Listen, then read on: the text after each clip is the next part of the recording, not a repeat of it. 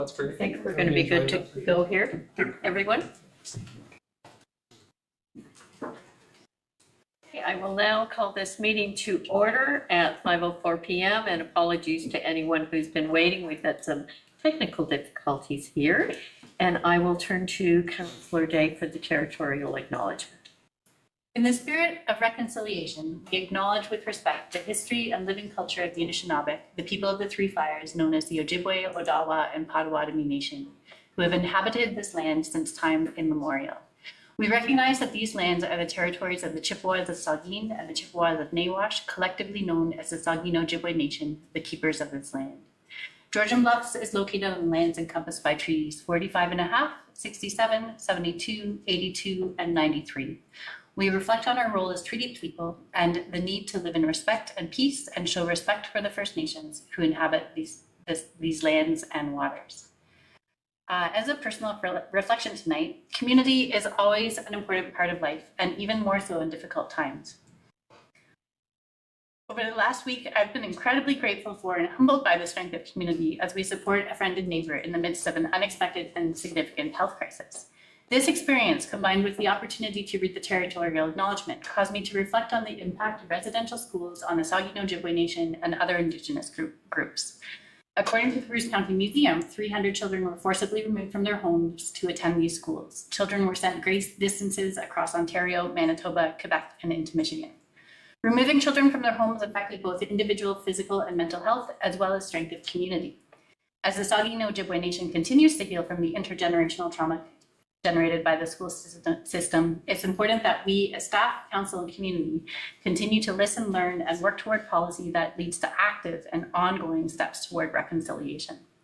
Looking provincially, I am thinking deeply of the White Sand and Collins First Nations who had to evacuate their homes and communities due to fire. Fire and smoke are a reminder that environmental changes are not contained within municipal boundaries, and the decisions we make here can impact a broader community. Thank you. Thank you, Councillor Day. And moving on, adoption of the agenda. Could I have a mover and a seconder, please? Deputy Mayor Pringle, Councillor McComb. Are there any additions actually to the agenda this evening? Seeing none, I will call the vote. All in favor? That is carried.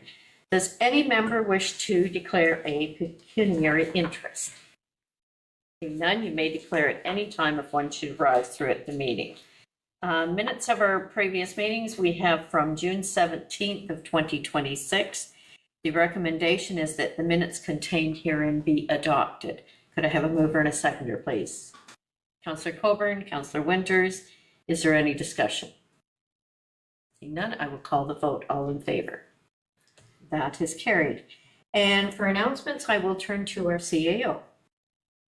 Thank you, Madam Mayor. I'm really excited to introduce you tonight to Denise McCarl, who will be succeeding Michael in the role of the Director of Development and Infrastructure. Denise holds a degree in a master's degree in Science and Planning and a Bachelor of Arts degree in Peace and Conflict Studies, along with a diploma in Environmental Assessment from the University of Waterloo. We're really excited and fortunate to have Denise with us. She brings with her, I think, over almost 20 years of experience in municipal planning, having worked her way up from an early role as a junior planner and in an economic development role to the position that she came to us from, which was the manager of planning services in the municipality of Meaford. So really excited that Denise has chosen us to be the next stop in her career, and this is day 3 and she keeps coming back, so we're going to call that really good news, and I just wanted to take this opportunity to introduce Denise. Welcome. Thank you, and welcome, Denise. Are there any other announcements this evening? Seeing none. No public hearings, public participation. Sorry. That's okay. Sorry, on that topic, I wanted to take the opportunity to introduce Emily. Emily is not new to the organization, but Emily has been a part of our team on legislative services for over a year. She's been providing support to residents as a customer service representative. She has a really big passion for customer service, and it's a really welcome addition as she transitions to her role as the Legislative Services Coordinator, who will be taking over Sarah's parental leave. We're very excited. Emily should be commended. She's doing a dual role for the last 2 weeks. She's been supporting the customer service desk while dabbling in cemeteries, issuing short-term accommodation and special events licenses when phone and in-person traffic will allow. Emily's contributions to the township to date have been invaluable. She has been supporting the waste portfolio in all of its forms, including assisting residents with their missed collections and supporting the recent waste transition. So we're really grateful that she remains a part of our team and has agreed to this new challenge. So please join me in congratulating her on this new role. Thank you, Emily. Okay. Public participation for presentations. Any person who wishes to make a presentation to council must register with the clerk at least 10 days in advance of the scheduled meeting. To register, you can complete the online delegation form, www.georgianbluffs.ca/delegations, or call the clerk's office at 519-376-2729, extension 601. And this evening, we have Intertownship Fire Department, and welcome, Fire Chief.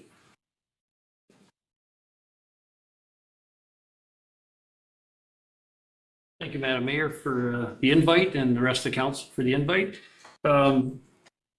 Last board meeting, I was asked to come and talk on behalf of the Air Light Truck. There was a motion brought up during that meeting for the Grey County Fire Chiefs gave us first. They want to release their Air Light Truck to us. They don't want to run it as an organization anymore. So they asked if Intertownship wanted it, and then they presented it at the last board meeting. So they just wanted me to come here so I can tell you a little bit about the truck and for information purposes. So basically the recommendation is that the joint board endorse the purchase and retention of the Air Light Truck, incorporate it into our fleet as well, and support future operations for the funding. So the Air Light, what it is the Air Light is a specialized vehicle, and it is used for filling air bottles, or SCBA bottles that we use for breathing, like going in fires or in our IDLH system in the high hazard situations. And it supports emergency incidents for that, which is for that reason, is the ability to keep us with the air we need at the time we do. It is as well used for training exercises. So when we fill bottles, we can fill bottles after training, or any function that we're out in the public and using air, we can be filling our bottles off site or right out of that apparatus. And we also can fill at the station as well. And it improves firefighter safety. The biggest reason for that is we're not going down the road with pickup trucks and throwing bottles in like putting bottles in the back of our pickups and responding, back to another station, whether it's Wyerton or One Sound, Meaford, and I think the next closest one is Durham, is to get our bottles filled, so it gives us a safety reason. And this compressor itself, this picture that we can see here is that truck that's the apparatus there. It's a 2004 Freightliner. That was donated by Bruce Power to our fire department, or to Grey County Fire Chiefs, which is ran since 2018 under Grey County Fire Chiefs. And they now, we're looking at keeping it in Intertownship and perform the same function that it does in the past. In the past, it would do, we'd go to other fire departments with it. We've operated since 18, all the firefighters can operate it. So we just want to, and then with the next slide there, I'll just talk a little more on the truck here. So that's just kind of a side view of the truck, what we have inside. So in the that compartment there is basically where we store all the bottles, like we're filling. And in the back, there's a wagon. So we actually use that wagon at a scene because we have to be so far away from the scene to fill bottles so that we don't get it'll shut down. It's got a system on that'll shut it down. If you get into CO readings and stuff, it'll shut down. So we got to be far enough away. We're not getting interfered that way to shut us down. So we actually use the wagon for pulling bottles back and forth. So we're out on the scene or doing it for our neighbors as well. Next picture. And this is the compressor itself. This is a 6,000 pound compressor. It's a cascade type system. So you'll see that in the bottom there, there's a cylinder. That holds 6,000 pounds of air in that cylinder. So there's 4 of those, and they're filled to 6,000. So we can fill a lot of bottles with that. I wouldn't want to guess how many bottles we can fill, but the compressor itself will we start, it'll keep filling those bottles so we can fill and end the supply of bottles. So, and it's very versatile that way. Next, and this is the fill station itself. We can fill 4 air bottles at a time. We can fill them, there's different ways to fill them. If we're at a big scene, we can, what they call hot fill. You can fill them as fast as you like, then get them right back into service. But ideally, we like to fill them slower so we can get the optimum amount of air in them. If you heat the air up and then you put it back into service, you'll lose that air as well. So that's where you can fill the bottles. That's just basically the kind of an layout of the truck. I was going to bring it tonight, but it's a little warm out there for that. So the bit of the background on the truck is it was donated by Bruce Power, 2018, operated by the Grey County Fire Chiefs. It was housed and maintained at our station when that truck was offered to the county. There was no other, the other fire departments, not a lot of them had resources or spaces to put that truck. So Carl, the chief at the time, offered to, we did it housed at our station. It's available to other departments through a cost recovery agreement. There is an agreement with the county chiefs that if we go into their area, then there's a cost recovery. So we would invoice them for the use of that truck. That truck's been into Grey County. It's been utilized by like North Bruce, South Bruce. So I think almost the Chesley's had it, like here in Elderslie. It's been to Arthur before, to Structure Fire. It's been to Mount Forest a few times, Blue Mountain. So it has been in the area doing the job it was picked to do, and it's been coming. It's an important piece of equipment for us as well. For filling the bottles on scene, giving us an endless resource.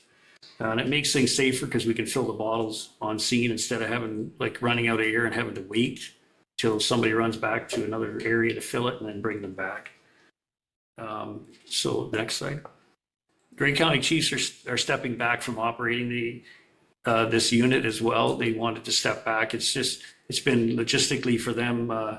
The Chiefs we're not an a business to keep it running. So they wanted it would function better under one department running it. The way it's going to respond will be the same. It'll be a fee. There's the potential to be a fee for service. And we've had it since 2018. And they gave us the first opportunity for ownership. If it's not in with our station, it'll be sold off. And we have lots of experience operating it. It goes to all our structure fires. It goes to any major fire. If it's been to Hanover, it's like to one of their bigger fires. West Grey have used it for major fires, so it's been utilized quite a bit. And we do have the policies and procedures in place for operating this as well. So we have some pretty stringent policies on who operates it and how it's operated and the safety of it. So it's well operated by our group. They take a lot of passion in that as well. Next. And it's the benefits of this on-scene bottle refilling, faster firefighter turnaround time. What's that stating is basically we're not sitting down waiting for bottles. People can get out of a bottle into another bottle. Another crew can, we're not running out of air. It improves firefighter safety by giving us the ability to have that air as well. It's safety wise going down the road. Transport Canada are getting pretty strict on how you transport bottles. So by having this truck, we're not transporting the bottles to another fire hall in the back of a pickup. God forbid if something ever happened with somebody's pickup and there's full of bottles, we'd have a lot of questions to answer. So this is it's a good thing to have. It's great support for the bigger incidents too. Endless supply of air. That's the biggest thing it's for our safety, is making sure the guys aren't breathing in all those toxins. They gotta have that good air, and it's nice to know it's right there. And it reduces our downtime during training too. We're not waiting on bottles if we're training. We're filling them right there, and we can, we're not going to run out of bottles during training. And it keeps our firefighters on scene. It's tougher every day we're getting harder and harder sometimes to get firefighters and, you know, leaving work and responding to calls. So if you have to commute bottles to fill them, you're going to take 3 firefighters out of the equation. You're going to probably need a couple people to load them in pickups and take them, and you're going to need another guy, you know, at a fill station somewhere to help fill bottles. So, you know, you're going to lose 3 people off the scene as well. Next, please. And then, so just a little bit, just kind of a quick overview on the air light unit. Why we don't want to use a pickup is with the air light unit is you can fill the bottles right on scene. So they're right there. You don't have to go anywhere. You're not commuting them, and it's immediate. You got the air. It's there. You're not going to have any problems. And it's designed for that purpose. Though that truck was designed for those emergency scenes to be doing that job it's doing. Its sole function is keeping us on air, and it's safer and more efficient. And pickup trucks, they require transporting bottles. It delays refills, so if you run out of air, you're waiting. And increased fuel and staffing demands, you're putting more wear and tear on a pickup truck, and you're more staff demands because you're the safety of going down the road as well. Because I mean, in the wintertime for commuting, it's never usually the best time when we get these calls. So if you're commuting in the wintertime, you got the safety factor of going down the highway on those roads as well. And it reduces the operational efficiency by taking them to the pickup as well. So just a bit of status on this. It only has 39,000 kilometers on it. In 2022, we replaced all the tires of Grey County Fire Chiefs, and it's been safetied, annually inspected, every year safetied. The compressor is maintained and checked every year. They also spent, since 2018, they've spent over $28,000 in between tires and the compressor updating and replacing chambers. So it's in excellent shape. The service tech will confirm that he said that's going to be a reliable piece of equipment for many years. And the air is also tested twice a year under legislation as well. So it has significant savings with a new permanent air station would be estimated cost of $100,000. So if we wanted to put this system that's on that truck in our fire hall, you're looking at about $100,000. And so this AL unit, it gives us the same ability at a fraction of the cost like it is for that truck. So, so there's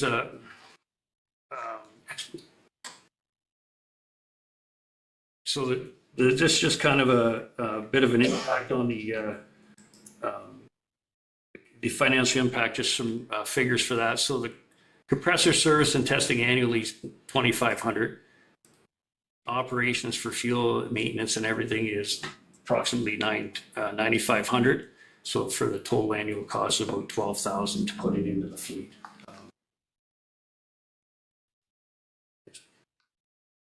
So it can generate cost recovery through neighboring departments using it. Emergency response, supporting other fire departments through emergency response cost recoveries. Some departments will utilize it too for filling bottles at practices or training. They do use it that way. So that's the refill services. We've been approached in past by Port Elgin, for their fire fit to go over and help them fill bottles as well, but at that time we couldn't.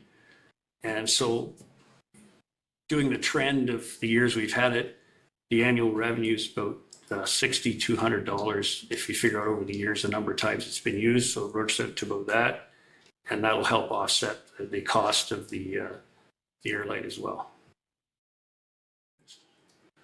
So operating costs, so $12,000, but it's a possible revenue of $6,200. So that leaves about $58,000 or $5,800 operating deficit.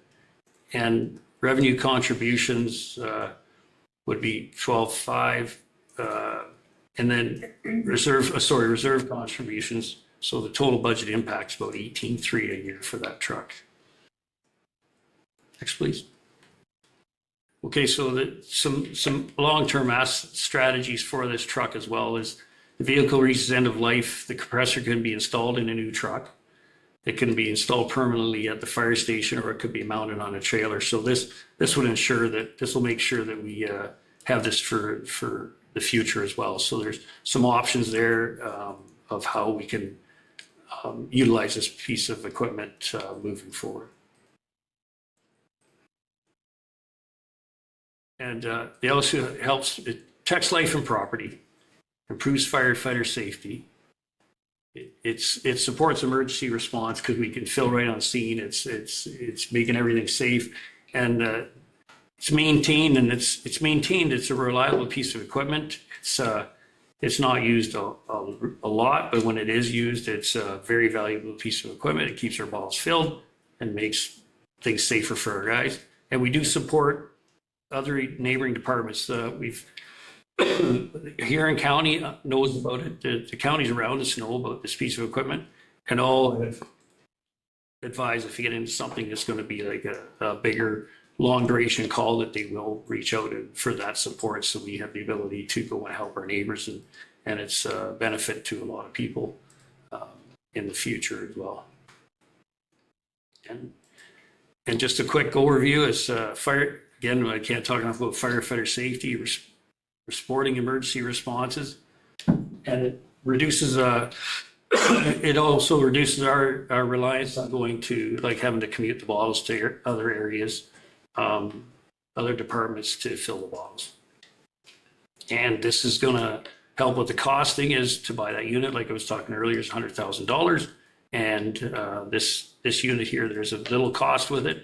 It's getting smaller because we've utilized the trucks. So we're looking at maybe $4,000 for the purchase of this truck. So that'll be one of the costs. And it'll generate revenue through usage from other departments. And it's going to be around for a long time. It's not going anywhere. It's a good truck. It's well maintained. The mechanic or the service technician did tell us that it's here for a while. As long as we maintain it, look after it, and operate it the way we are, he doesn't foresee any concerns or issues with that compressor at all.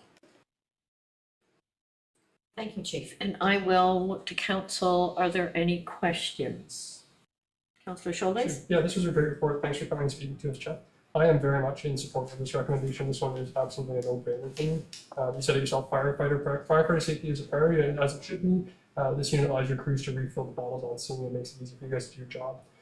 You guys have been using this successfully over a few years now, since 2018. You know how to use it, your firefighters are trained on it, you have policies and procedures that go to fix it.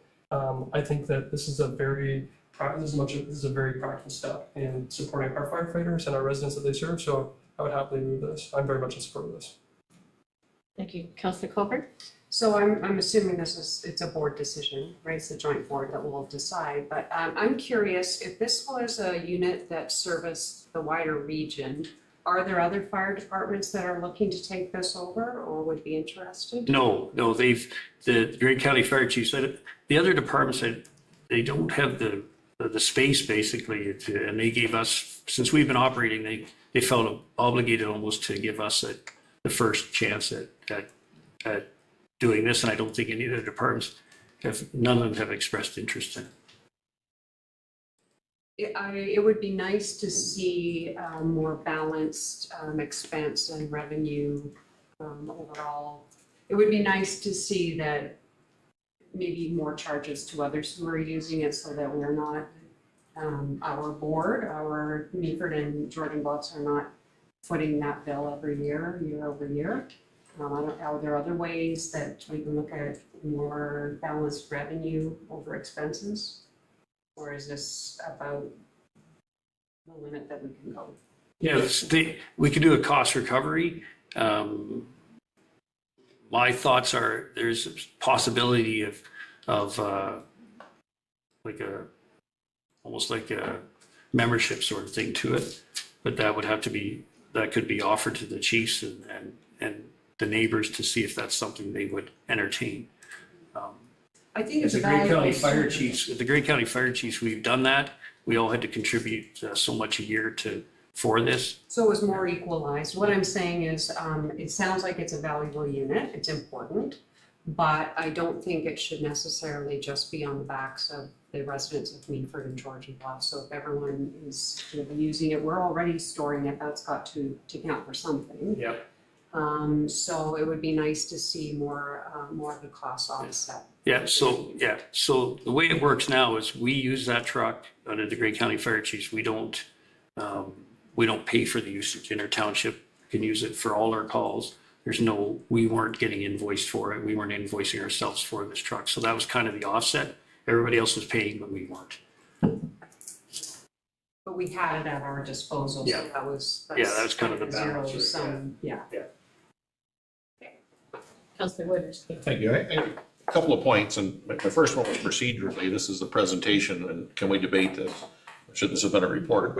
But you touched, Jeff, through you to Jeff, you touched a little bit about a $4,000 purchase price. Yes. The unit is already registered to Township of Georgian Bluffs because it has to be owned by somebody, so we already have registration of it. The $4,000 purchase price, is that a fixed number or is that a floating number at this point in time? Well, that numbers did start at 7, and we've been utilizing the truck for responses. So every time it's utilized, it comes off that. So what they had is they spent the money and they borrowed the money against, the chiefs borrowed the money to fix this upgrade. So the calls have been bringing that down. And now that they want to dispose of it, there's still a little bit of money there that has to be cost that needs to be covered. And so it's going down every time we use it. So there's a little bit left on that loan that they're saying, here, you can have the truck if you cover that little bit. It's a great valuable asset. I get it. I think we need to do it. It makes economic sense. But again, this is where I always bring it up. It's not a board decision to buy it because it's an increased level of service to the residents of Georgian Bluffs. It's council decision on whether or not we want to supply that service to our residents, and there's budget implications to that as well, which is what the board said. Come back to council and have this discussion because it is an increased level of service. It is an increase in your assets. It's an increase moving forward that at some point in time this truck is going to live its life, and then the decision is, do you replace the truck? Do you scrap the truck? Do you put the used compressor in the building? What do you do with it? And then those are Georgian Bluffs decisions to the board saying, okay, enough's enough. Here's the budget we've given you. But it's an increased level of service to Georgian Bluffs. We'll own 75% of this truck. Georgian Bluffs would own, or Meaford would own 25% should they go for it. We don't know what Meaford's response is at this point in time. But it does make sense to do this. I was a firefighter years ago, and I remember moving bottles back and forth to Owen Sound. In the middle, leave your fire scene, you grab a truck, whatever truck, you went to Owen Sound, you waited for them, and if they were out at a call, you waited for somebody to come back to fill the bottles. There was a delay, and then you rush back to the scene. I've seen it, I've done it. This makes perfect sense, but I just want the rest of council to understand this is an increase in level of service provided. There's a cost to the municipality that's going to have to fund the budget. This was the board's decision to bring it back to individual councils. Councillor Day. I also appreciate the service and understand the very strong arguments in favor of obtaining this unit for the fire department.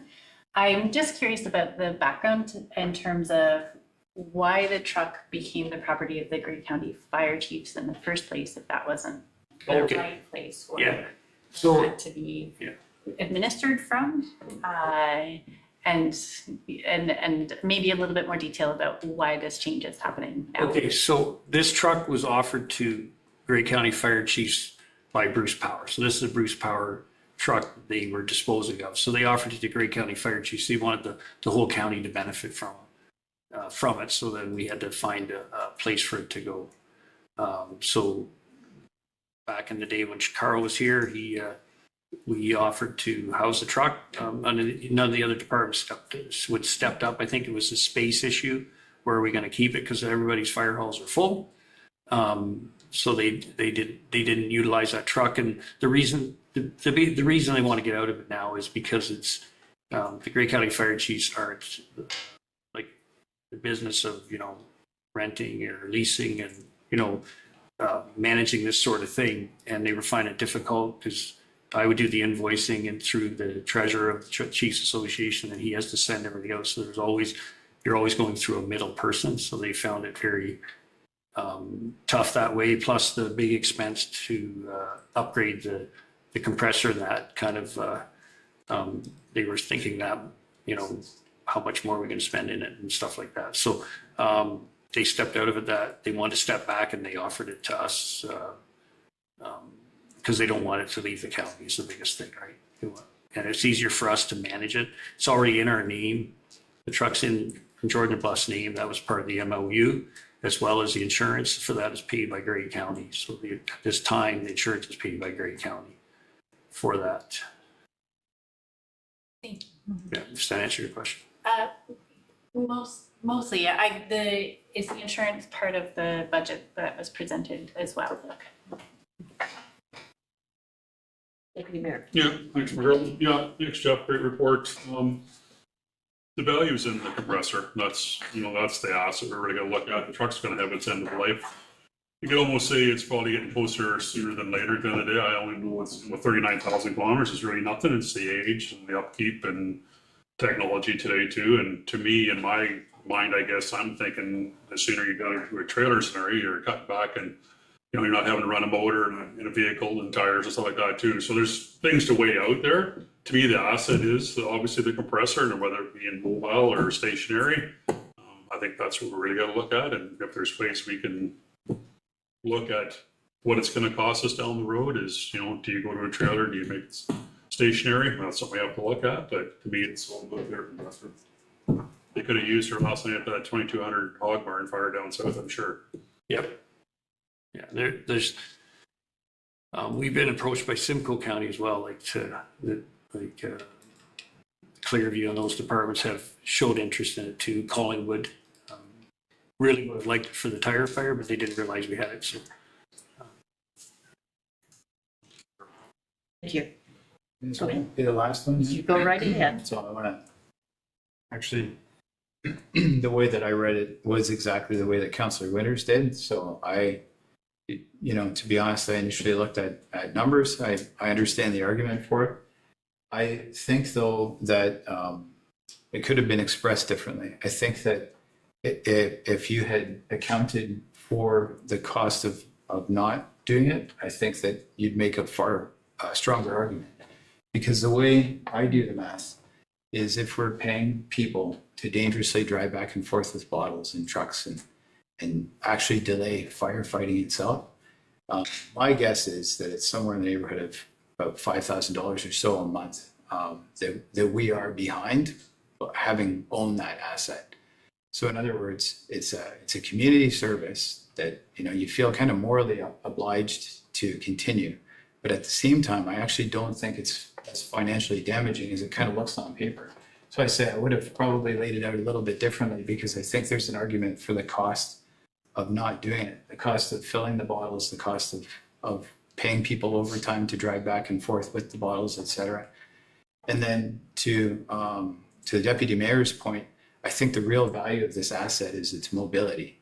So there's no way I would ever support keeping this thing, you know, locked down in a building when it should be out on these sites. So whether it be a trailer or whether it goes onto another truck.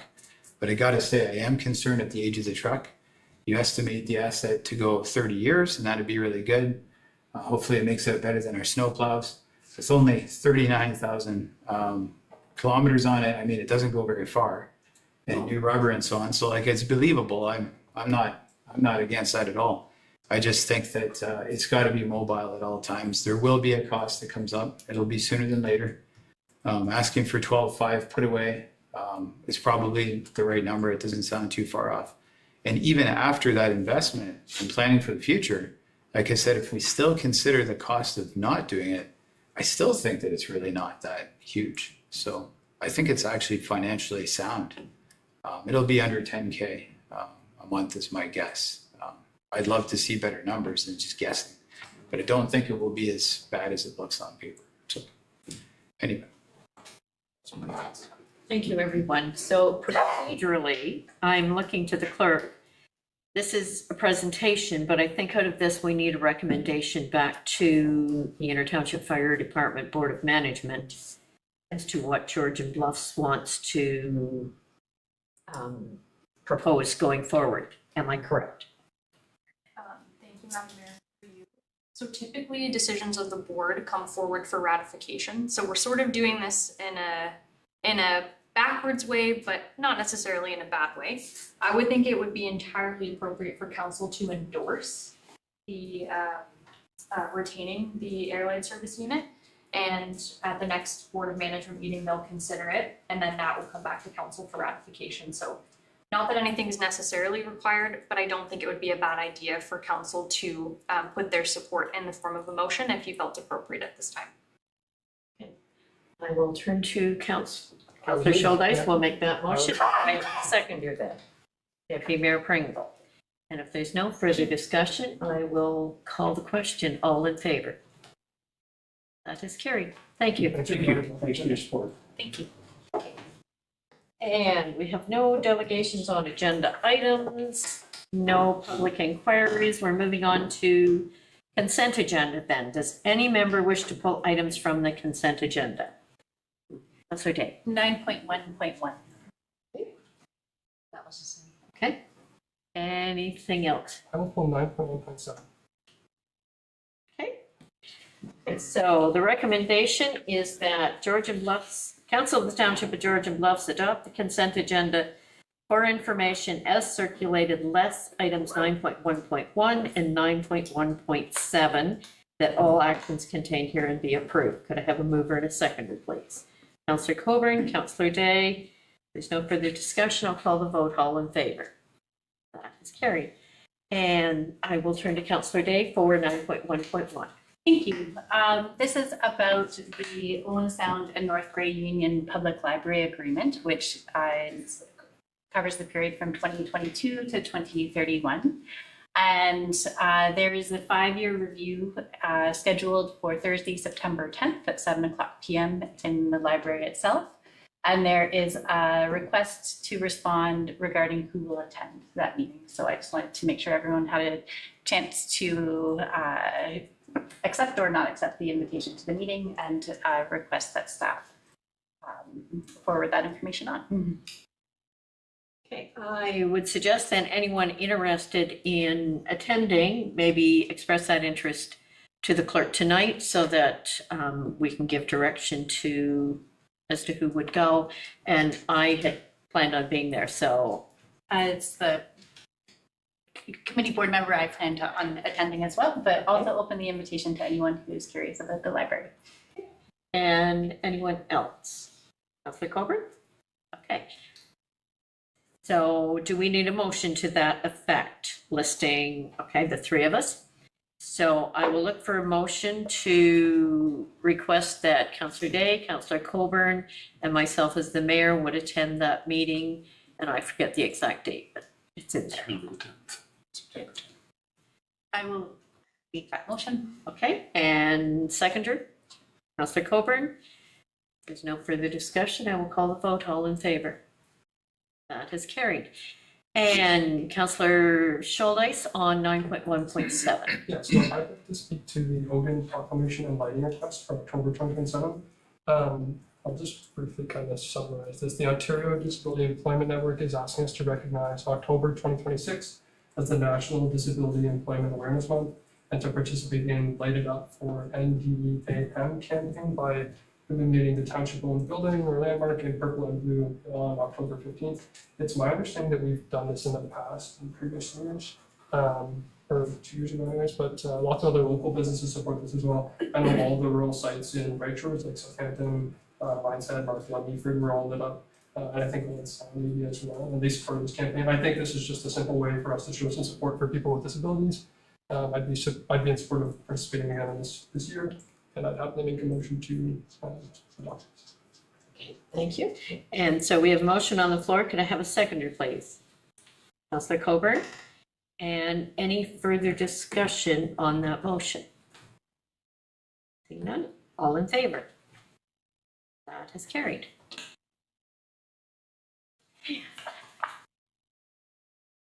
Information reports. So the first one is recommendation that the information report contained herein be received.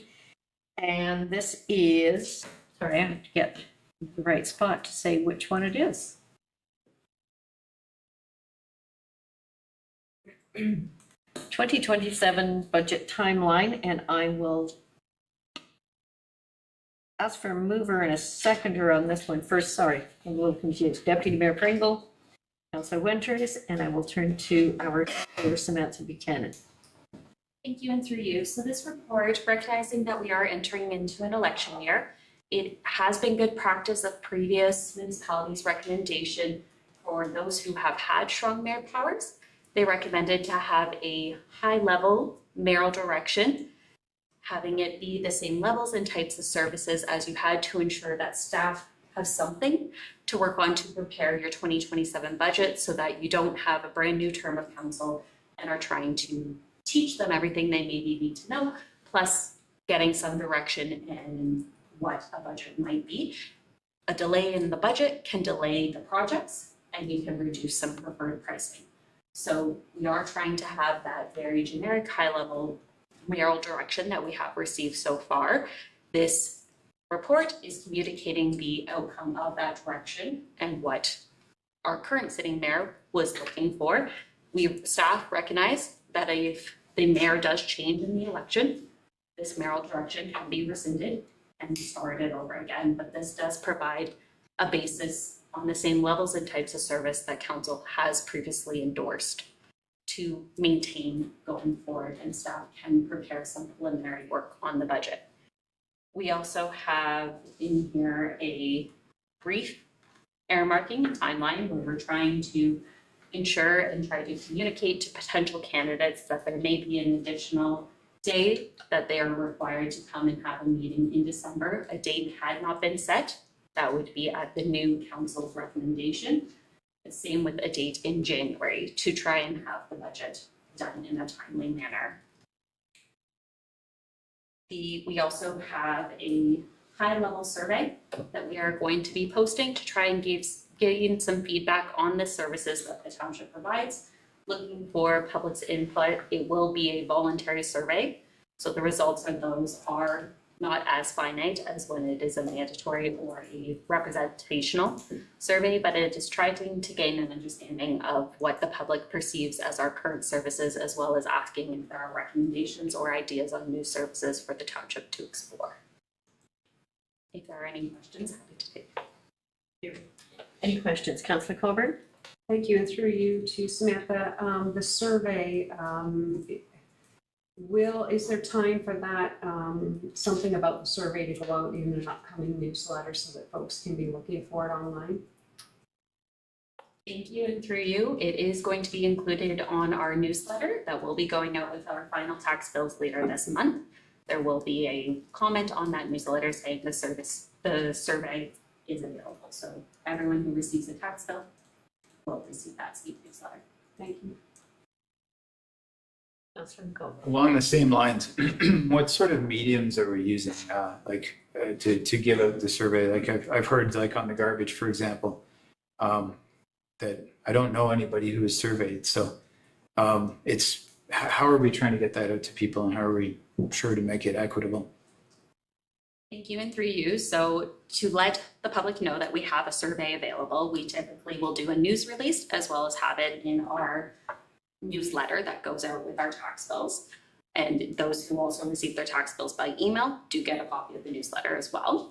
Then we also will have paper copies available at all township facilities with the drop box there. And we do collect and empty out the drop box. We also will direct residents to try and use Engage GB and have a page on that site for Any telephone, like any sort of call this number? We don't have a call service, no, because we don't unfortunately have the staffing to man that calling in. But if a member of the public does need any assistance in filling out the survey, we are happy to have staff at any of the locations where a paper survey may be assisting. Other questions? I have one about the dates. You're talking about a date in December and January. Is the idea to wait for the new term of council or get those dates set so that ahead of time the new term of council will know to expect those dates? Through you, at this time, it would be at the new term of council's recommendation. We already recognize that they are bound to a week in November, so allowing to try to have some flexibility as we don't know what a new term of council, if they may be working, they may be working elsewhere, they may have other commitments. December can be a busier month, also with the holidays, so leaving a bit of flexibility that they have a bit of movement in a date. So we had not set a finite date at this time. Thank you. There are no other questions, and I will call the vote. All in favor? That is carried. Next item is cemetery fee structure. The recommendation is that council approves fee structure 1 as outlined in report COR 2026-027 to maintain the same revenue potential provided by the existing fee structure, amended to achieve compliance with Funeral, Burial, and Cremation Services Act 2002, and that staff be directed to present a bylaw to amend Schedule M of Bylaw 2025-078, 2026 fees and services, and repeal Bylaw 2026-05 for enactment. Could I have a mover and a seconder, please? Councillor McComb, Deputy Mayor Pringle, and I will turn to our clerk, Carly Craig. Through you. So the Bereavement Authority of Ontario, who is the regulatory authority for our cemeteries, has directed the township to update our fee structure. It's been identified sort of across the board that municipalities are incorrectly calculating their care and maintenance fund contributions. One of the most common issues is that care and maintenance is being added on top of instead of calculated as a percentage of.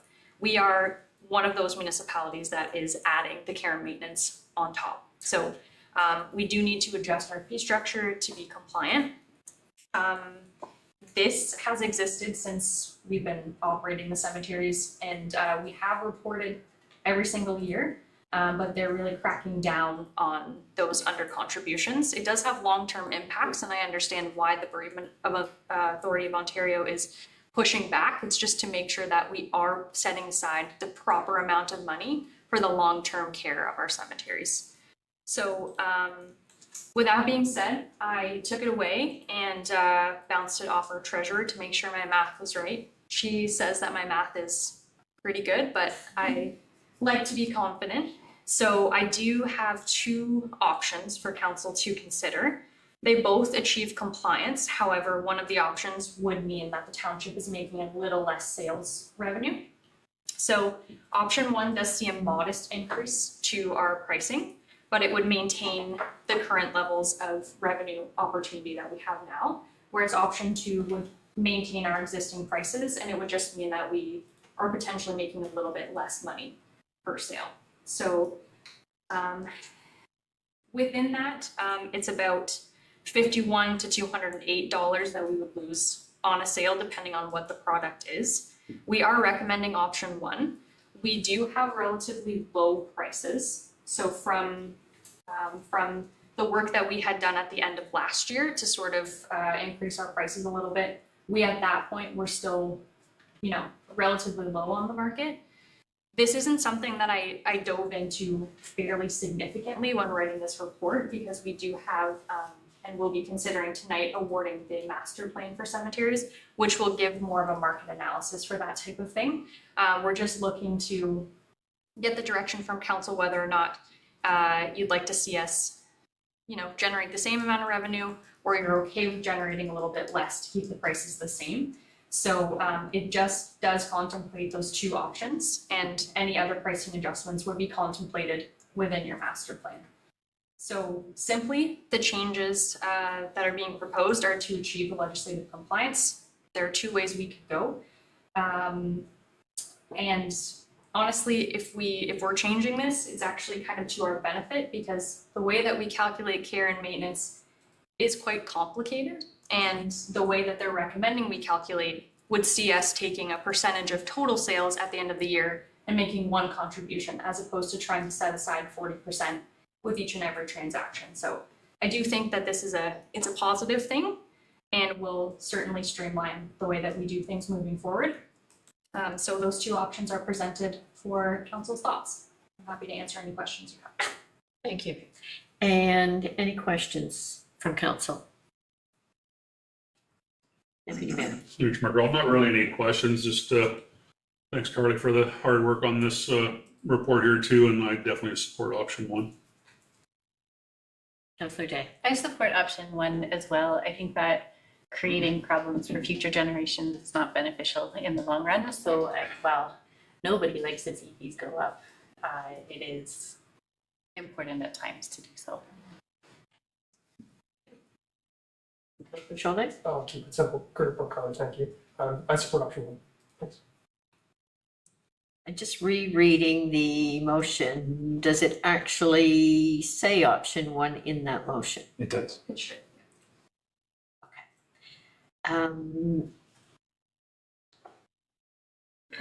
It doesn't actually reference option 1. Structure. Pretty structured. Oh, thank you. Okay. So if there's no further discussion, then I will call the vote. All in favor? That is carried.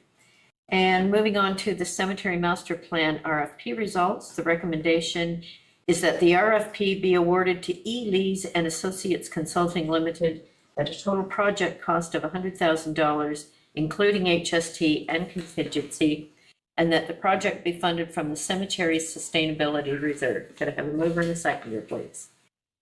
Councillor McComb, Councillor Schulze, and back to Carly. Thank you, Madam Mayor.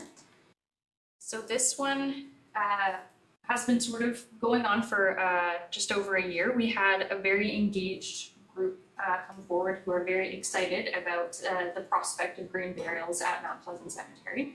And this master plan was a recommendation of how to meaningfully incorporate green burials into our future planning. So that was a council direction. We issued the request for proposal to engage a qualified consultant to develop a comprehensive plan for Boyd, Mount Pleasant, and Oxenden cemeteries.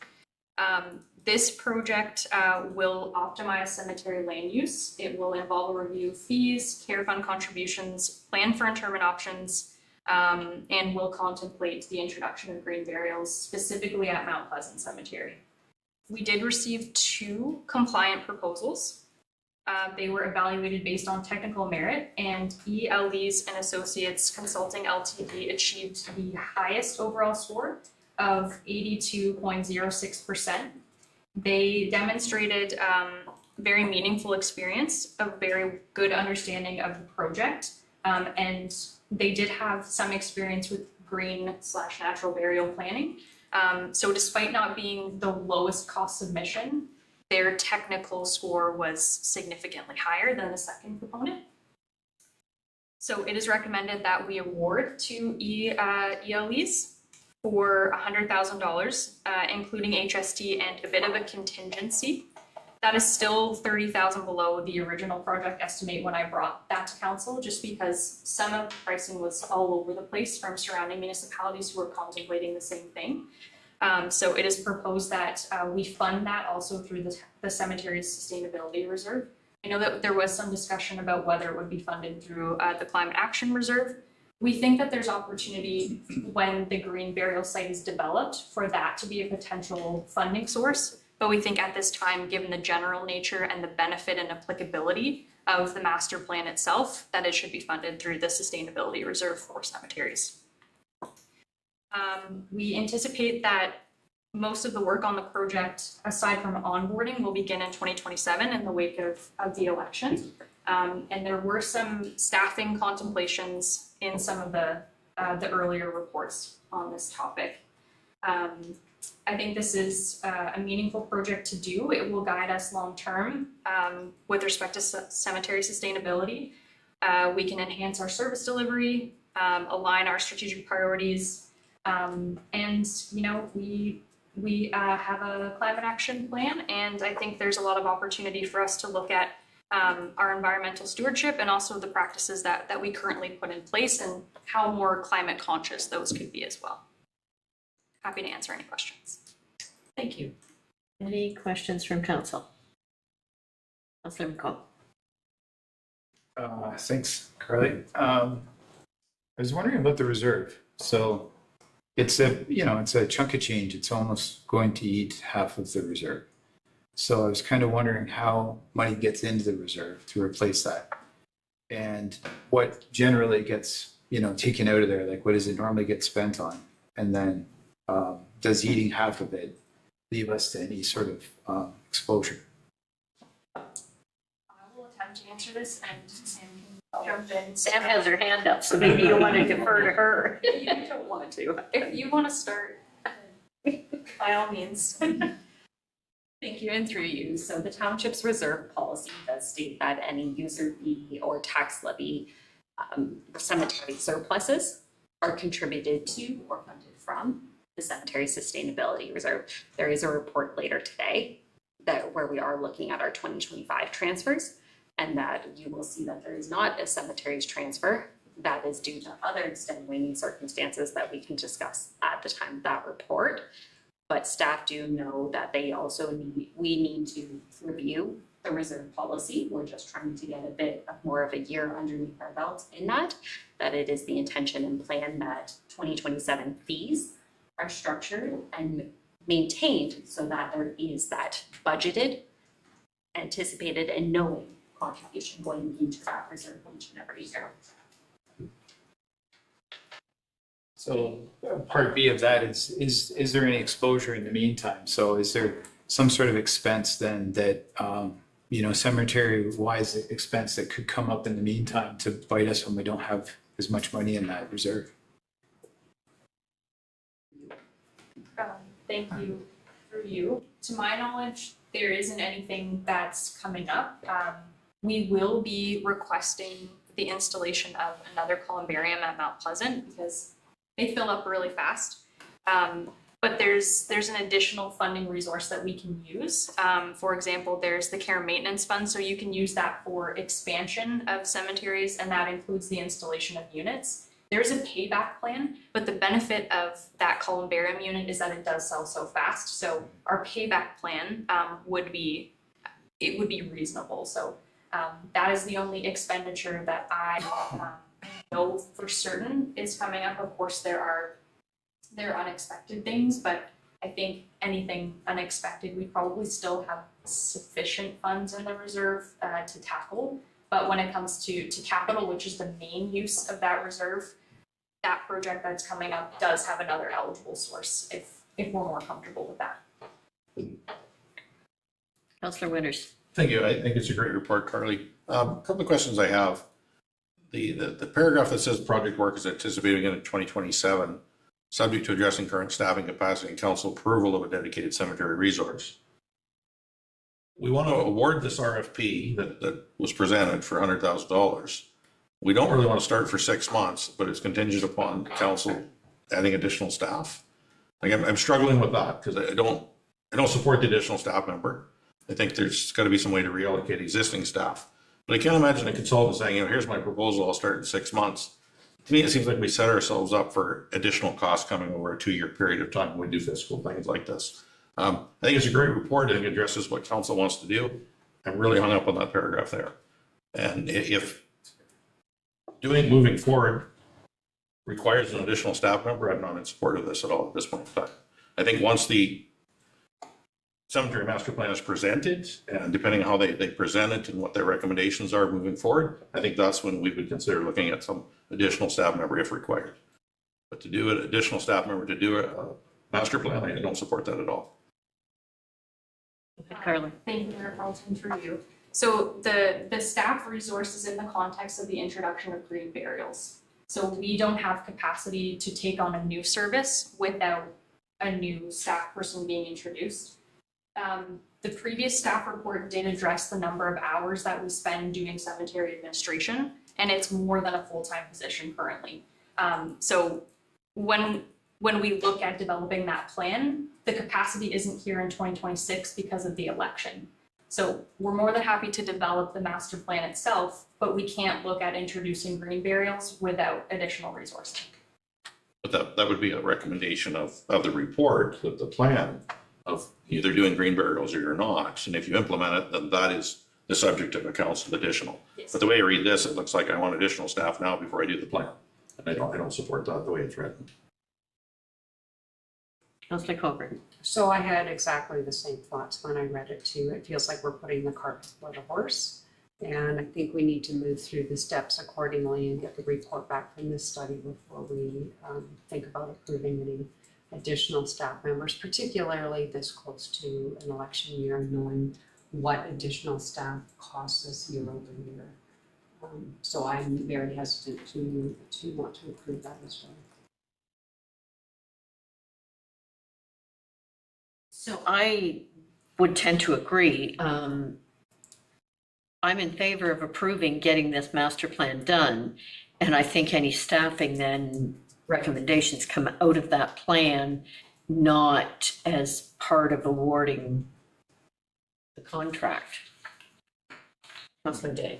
I read that paragraph many times as well, trying to figure out the order of steps. And I found myself going back to the actual resolution tonight, which is only about the E. Lees and Associates Consulting Limited completing the project and not about the staff members. So I think my final takeaway was that that was a bit of a warning or a preview about what might have to happen next year should next term's council decide to go ahead with green burials, but not something that we are deciding tonight about a further staff member for Georgian. That's correct. And apologies that the paragraph reads that way.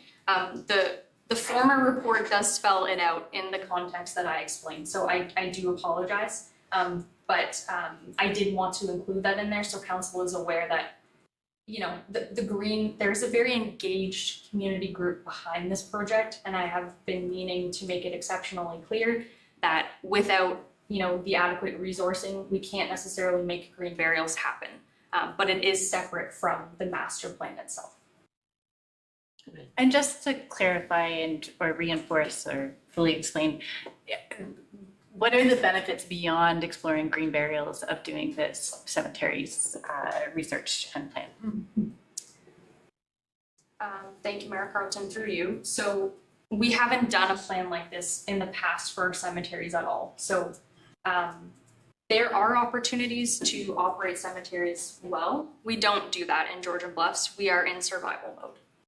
We have been doing cemeteries off the side of a desk and doing our best essentially to achieve legislative compliance. It's a very time-consuming aspect of our legislative services department and the portfolio itself. As you can imagine, it's a service of compassion. It's unlike any other municipal service that we provide, and it does take a lot of time and dedication and patience.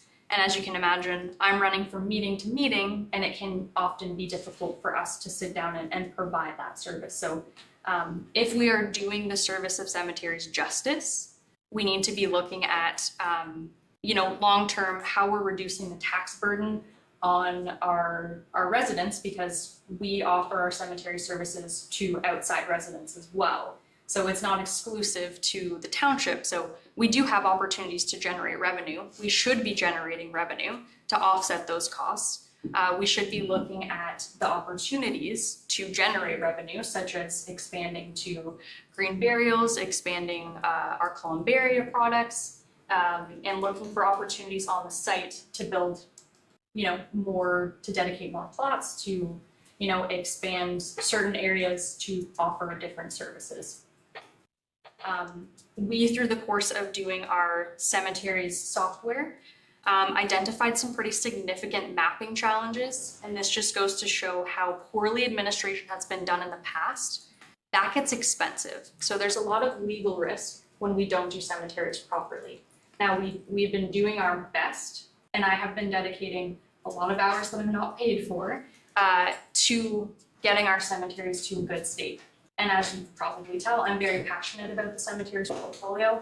And I think the township should invest the time and money to do it right. And so that there's a vision moving forward in terms of what services we offer, what services are we completely missing an opportunity to generate revenue, what are realistically the needs, what is realistically the market for the services. So I think it's beneficial to have a look at those things. We can continue to do cemeteries in the way that we're doing them now, but it's probably not sustainable, and it will cost our taxpayers in the future. So ultimately, what we're doing this evening is approving having a master plan developed for cemeteries. I think everything that you've just said should be in that report coming back to council, and any potential new staffing positions wouldn't be looked at until a year's time. Once that, we're looking at budget in, or council is looking at budget going into 2028. That's correct. Okay. There is no further discussion. I would call the vote then. All in favor? Thank you. And we're still with our clerk on election updates. So the recommendation here is that report COR 2026-029 election update be received and that staff be directed to present a bylaw to enact the draft election sign bylaw as outlined in this report. Could I have a mover and a seconder, please? Deputy Mayor Pringle, Councillor McComb, and Carly. Thank you. Through you. I promise this is the last that you have to hear from me. So we're recommending that council adopt a standalone election sign bylaw. The existing bylaw, it forms part of our broader sign bylaw for the township. And we did notice a couple of challenges last election cycle and some opportunities to clarify it. So in advance of the Armstrong v. Russell Township proceeding, we did plan to revamp the sign bylaw. But we also got to look at it from the lens of charter rights and freedoms. So the new bylaw does seek to balance charter rights with the township's responsibility to protect public safety, protect our infrastructure, and encourage fair participation in the upcoming election. So as an overview summary, the proposed bylaw would apply to municipal, provincial, federal, and school board elections, including by-elections. And that would govern signs that are erected by candidates, registered third parties, and any supporters. So the biggest requirements of the bylaw impose a limitation on size. They prohibit illuminated or moving signs, and they require that signs be in good repair and also identify who the sign belongs to. So in the event that it needs to be collected because it's in the wrong spot, they can be contacted to collect it.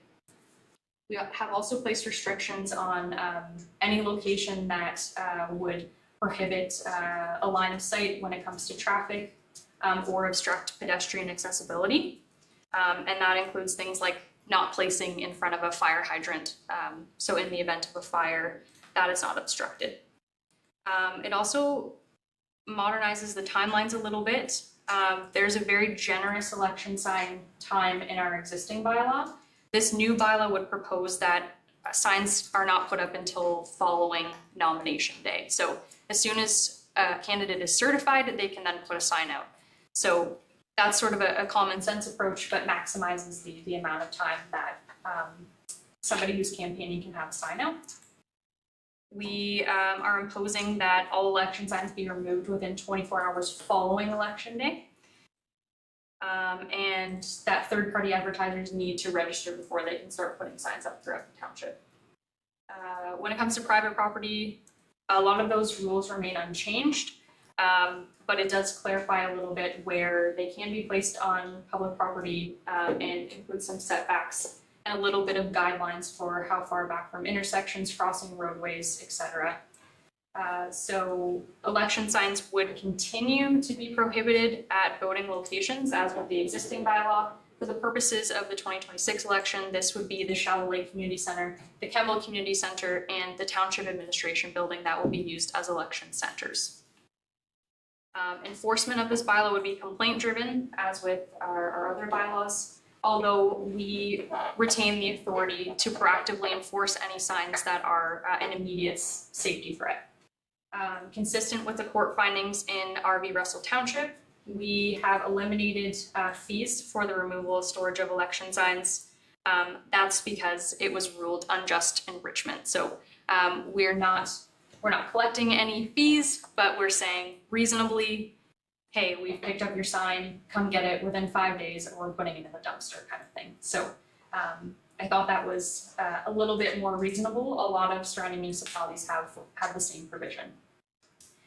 So we're recommending approval of this draft bylaw as presented. I recognize that we're into nominations now, but I thought I should get this in front of you before nomination day. So I'm happy to take any questions you have.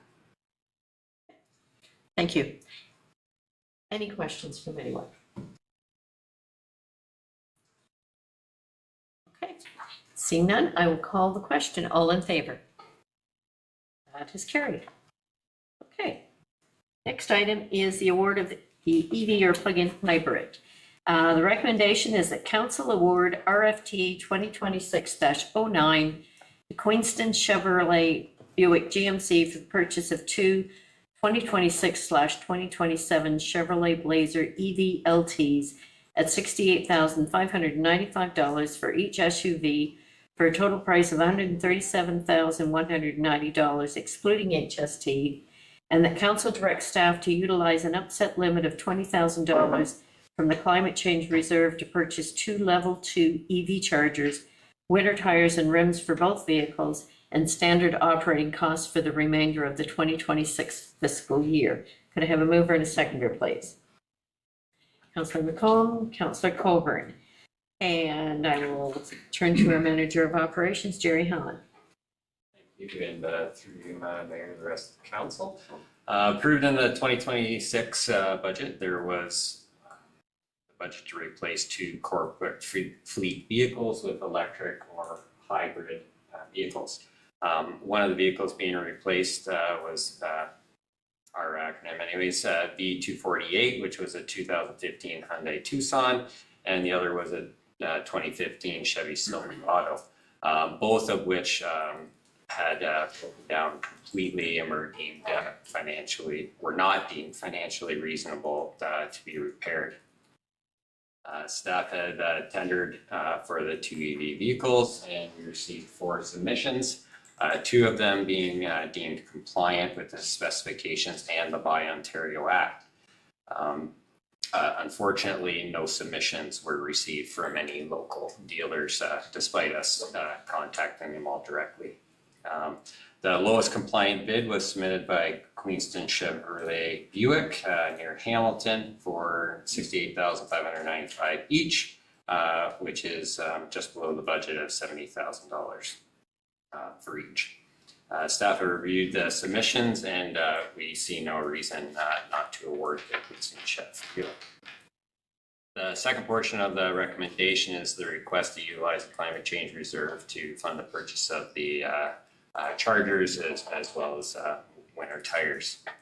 Staff consulted with the treasurer, and she confirmed that there are sufficient funds to fund the request. And I am available to answer any questions. Thank you. I will turn to council for any questions or comments. Councillor Scholder. I just have a quick question when it goes to Jerry or Sam, but great report, thank you for this. When I was reading the upset limit of $20,000 for 2 chargers at our facility here, a full set of 2 winter rims and tires for each vehicle, I just wanted to know how much is one charger specifically, just the number for that. What did you find? How much is it? Is the number 20,000 realistic for all of those things? How much is the charger? Sorry, through you, Mayor. We had priced out with our electrician for here. The building itself doesn't have space in the panel, so we actually have to install we call a pony panel or an additional panel in the basement, which we have space for and power for, so there's no issue there. We just literally don't have the space in that panel. Cost to bring the wiring all around the building to 2 parking spots, including the 2 chargers, all of that for $10,000 or under $10,000. For both. Yes. Okay, Yeah. thanks. Yep, that's it. Thanks. And the remainder would be operating costs and for like the And the winter. rest. Thank you. Deputy Mayor. Thanks, Mark Rowland. I guess my question, Jerry, really comes down to, we're replacing 2 vehicles that went down, both with motor issues, out of the fleet altogether, but we do have 2 pickups here now.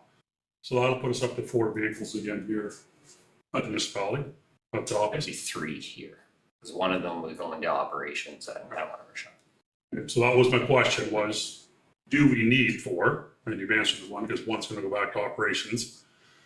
the price of the vehicles have came down a lot in the last couple of years on the electric side of things, and I'm good with the price that was coming in there. My issue was gonna be is if we were gonna have 4 vehicles here again, we didn't need 4. I don't believe we need 4. If we're looking at 3 is the number we're at, I'm probably gonna be okay with that, but I wasn't gonna be more than 4. Wasn't gonna go to 4. So that was really my question. I'm happy with the price being where they are.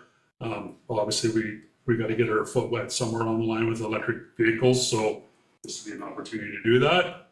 And I'm good if it's gonna be 3 vehicles at the council wants. Thank you. Any other questions? Councillor Winters? Well, thank you. Good report. And again, I support Deputy Mayor Pringles. You know, we got to get our feet wet, and I'm glad to see that these are administration vehicles here at the office that can be charged nightly. I have been watching other municipalities implement EV pickup trucks into their fleet for patrol and stuff, and not great success. They're not calling it a failure, but they realize more as administration vehicles that can be charged nightly. That works well. People doing emergency call-ins and on-call and patrol. I am hearing a little bit of comments here and there, so I'm happy to see that. I'm impressed that we're going down this path. Hopefully it works well. CAO? I can offer, good questions, I can offer a bit of insight. So you're right, good to draw the distinction on the 3rd vehicle. So what we have now here is 2 vehicles. Most often, 2 vehicles are out, so the building inspector will be out somewhere, and the bylaw inspector is out somewhere. Where we're spending money now is on sort of ad hoc trips that have to happen in all conferences. So if you think about every conference that we go to, we could be utilizing that electric vehicle rather than paying 70 cents a kilometer or whatever that is. So if you think in terms of every time we go to Toronto, that's several $100 going back and forth. Lots of times if we're heading out to see a site, there isn't a vehicle here ready for administration or CAO meeting on Friday, again, things like that. So there is going to be a reduction in those mileage charges that we see now. So it sounds like a lot of vehicles, but when there's 3, the 2 vehicles are going almost all the time, and then there's your accruing charges all the way along. So if we went to think, for me to think Friday, I'll take one of the vehicles, it's not reasonable because those vehicles will both be used through the day, or a conference I could just never have. Thank you for those comments. So if there's no further questions, I will call the vote. All in favor? That is carried. Okay. Committee of the Whole. The recommendation is that council be recessed and hereby moves into Committee of the Whole. Could I have a mover and a seconder, please? Councillor McComb, Councillor Winters, all in favor? That is carried. Over to you, Deputy Mayor.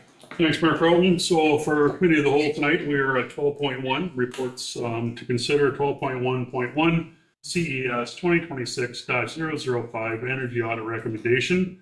Recommendation reads, whereas the Corporate Climate Action Plan identifies energy reduction as essential to mitigating climate action or climate change impacts, that staff be directed to engage in Enbridge's municipal building audit offer, EMBO. I need a mover and a seconder. Put on the floor. Councillor Day, Councillor Winters, and Israel. Oh, Courtney. Courtney, you're up. Thank you. Thank you, Deputy Mayor and Council. Staff are recommending that the township participate in Enbridge Gas's municipal building audit offer to complete a fully funded ASHRAE Level 2 energy audit of the Shallow Lake Arena. The Shallow Lake Arena is the township's highest energy consuming facility due to its refrigeration and ventilation requirements, making it a strong candidate for energy efficient improvements. ASHRAE stands for American Society of Heating, Refrigeration, and Air Conditioning Engineers. It is an international professional organization that develops widely used standards and best practices for building design, energy efficiency, indoor air quality, ventilation, refrigeration, and HVAC systems. An ASHRAE Level 2 audit provides a detailed assessment of the building's energy performance, including an on-site review of major systems, analysis of energy consumption patterns, identification of energy saving opportunities, and preliminary estimates of costs, savings, and payback periods. The audit will help identify practical, operational, and capital improvements for systems such as refrigeration, HVAC, and lighting, The findings will support future capital planning, asset management, grant application, and the township's climate action goals by identifying opportunities to reduce operating costs and greenhouse gas emissions. The audit will also provide valuable information to support facility-related budget requests as part of the 2027 budget process. The municipal building audit offer programs 100% of the audit costs, requiring only staff time to support the process through existing operational budgets. Thus, the recommendation today is that council direct staff to engage in Enbridge municipal building audit offer and complete an ASHARE Level 2 energy audit for the Shallow Lake Arena. Thanks, Courtney, for that update on that report. I'm gonna turn it over to council for questions, comments. Councilor Poole. Just want to comment that that really at a distance, I've always been kind of proud of how council and Georgian Bluffs looks after that facility. It may not be the newest or the fanciest, but we take really good care of it. And this just seems like, you know, the next step in taking good care of it.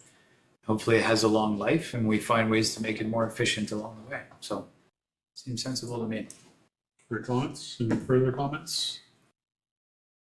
Nope, not seeing any. I'm gonna call the vote then. All those in favor? And that's carried. 12.1.2 is COR 2026-025-2025 Reserve and Reserve Funds Transfer Estimated 2025 Operating Surplus. Recommendation reads that council approve the annual transfer to, from, reserve and reserve funds as detailed herein. Need a mover and a second to put on the floor. Scholes, Councilor Winters, and Samantha, Manager of Finance and Treasury. Thank you, and through you. So I first want to start with the report title. Apologies for the oversight in not removing the part about estimated 2025 operating surplus. It had been in the report, but unfortunately at time of authoring and at time of the agenda going out, I was not obtaining confirmation from MNP, our external auditors, on what we were facing. When I was running my numbers, which Keystone is not the greatest at confirming those numbers, it is a downfall of that accounting software.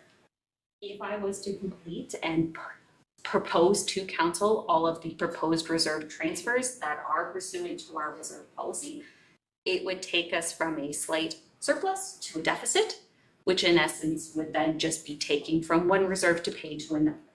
So I don't have any of those transfers that you are here by approving, and I also don't have an estimated amount on what that surplus or deficit might be, because I'm still waiting on confirmation from our auditors on if there are any additional entries or adjustments that they found throughout the audit that I maybe don't have reflected. So apologies that I don't have that number for you.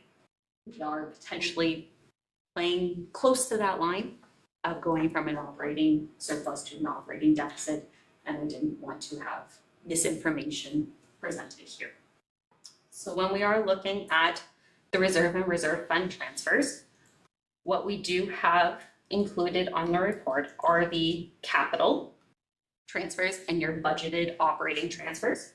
When we're looking at our transfer surplus, these are the three departmental surpluses that had always been there, and they are there because they are user fee driven. And there is no tax levy impact on those three operating departments. There are other ones that are also user fee surplus driven for reserve transfers, but they do have a tax levy impact, that it is only a 80-20 or 60-40 split on those departments. So we had excluded those from the transfers. If we do have more information from MNP, a subsequent report may be coming to council to award additional or approve additional transfers. When looking at the chart, I am happy to answer any questions that you may have about a specific transfer, but at a high level, we have our audited balance from 2024 on the different reserves, the actual that is going to the capital or the operating. The report narrative does outline what those transfers were for and the corresponding amount for that transfer. The actual from operating, those were our budgeted transfers to go into the reserves. So this is your tax levy component of your overall municipal levy.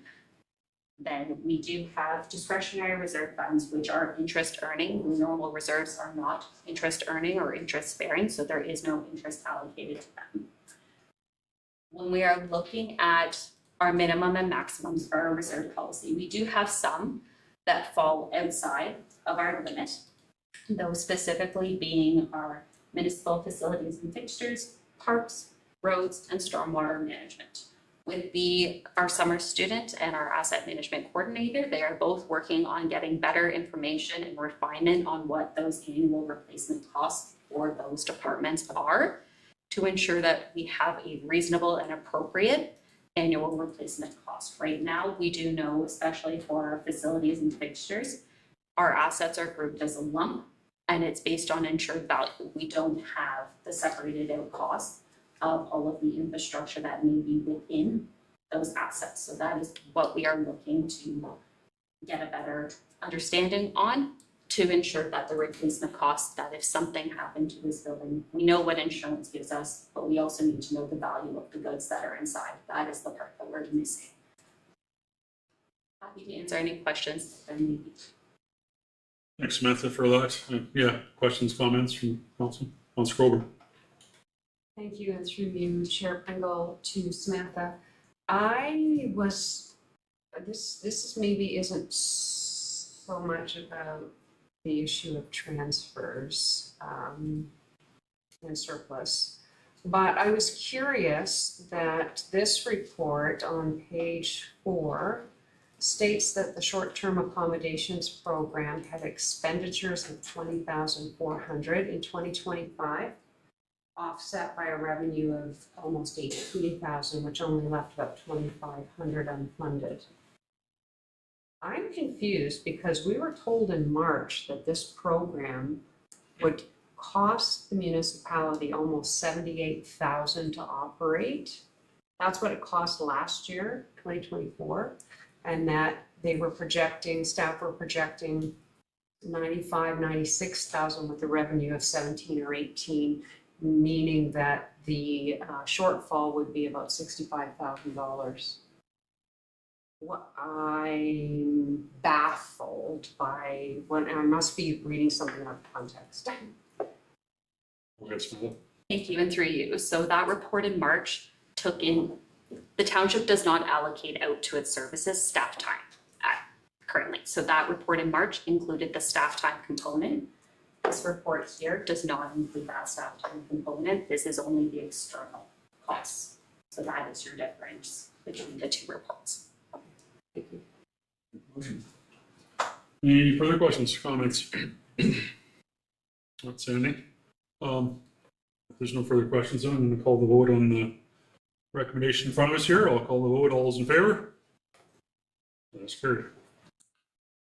12.1.3 is COR 2026-030 Integrated Asset Management Policy.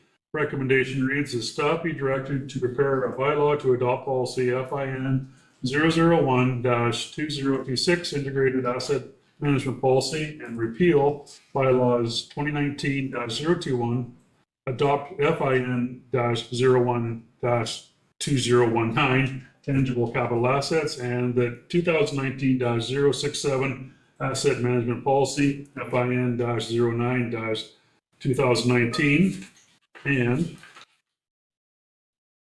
that the useful life of all the existing assets be updated in accordance with Apex A, with any resulting amortization adjustments be recorded in the 2026 fiscal year. I need a mover and a seconder. Councilor Cole, Councilor Colburn, and Brian, Asset Management Coordinator, you're up. Thank you. So as we've worked through the Ontario Regulation 588-17 for the asset management plan for municipal infrastructure, we've had a number of deadlines that we've had to meet, milestones. So one of them was that we had to develop a strategic asset plan, which we passed last year. One of the first milestones was that we had to set a asset management policy, in that on how we would be collecting that information. And it kind of operated in parallel to our other policy, which was our tangible capital asset policy. So there was a lot of duplication between the two. And then we had to refer to both of the policies to determine which one should be applied in any instance. Tangible capital asset policy was more focused on our public sector accounting responsibilities, with our asset management policy being more focused on how we would record our handle our asset management plan. In addition to that, we have passed additional policies such as our procurement policy. And what this policy is intended to do is pull all of that into one place so that it's easy to find for staff, easy to reference, and it's one comprehensive document. In doing so, we have annually reviewed the policies as required, but with no changes having been made to an adoption and asset management plan. No changes were recommended to be brought forward to council, as we had nothing to really advise council where that was changing. Now that we've set our levels of service and passed our asset management plan by bylaw, there are a few changes that should be made to clarify and just for usability and to bring us in line with our other policies.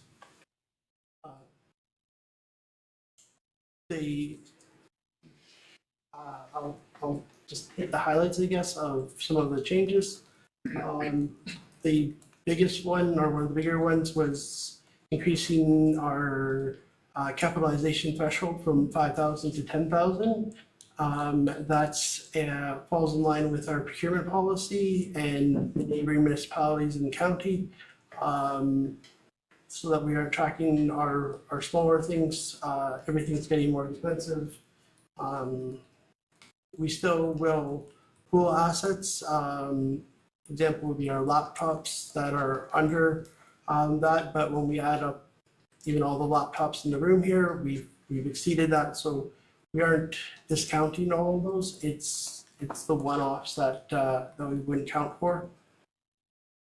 We've clarified what we're using for inflation, that being the Ontario All Goods Consumer Price Index. And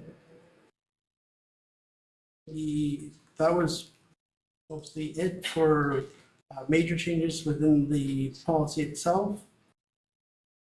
In terms of how we're handling our assets, the major changes that are being recommended was that previously we had a category technology hardware,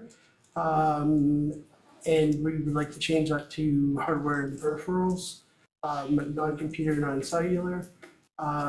20 years for some of our things that we were recording in there just were exceeding their useful life. They were out of service, and we've been having to replace them and then dispose of them with unamortized amounts still on the books. We increase our road bases from 50 years to 100 years. That would be the subsurface. Currently, I think in my time here, we've only ever had to look at Inglis Falls Road in terms of getting into the subsurface and into the base. Generally, those are touched up when we do our surface level treatments. The base is regraded to meet the slope. We're not in there every time we're doing work on there, digging out the old granulars and replacing those. We feel that that's much more reasonable, and that would allocate our expenses better for our asset management for annual requirements.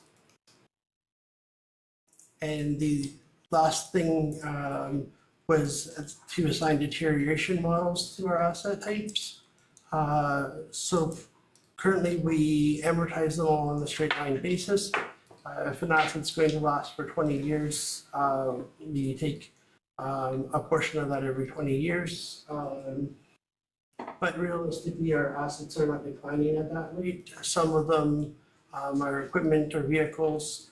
The first years, they are in the best shape.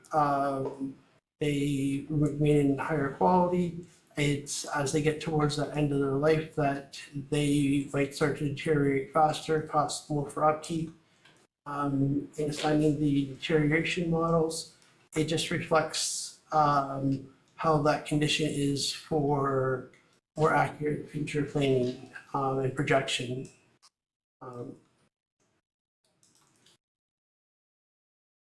I open to any questions. Thanks, Brian, for that report. Yeah, I'll turn it over to council for questions, comments. Councilor McComb. Brian, great job. This is a great report. It's super comprehensive, and this type of, I'm going to call it data hygiene. This pays dividends all the time. Like when you're advising us as to, say, the lifespan of something or the cost of something or whatever, and without this data, without this sort of formula, you've got nothing to talk about.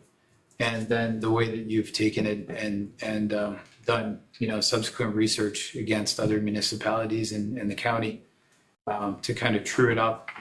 Even the classification, reclassification of technology, which I actually agree with, and even the deterioration, I think it's excellent. So that's my only comment is I think you did a great job. It's really good. Comments. Councilor Day. Thank you.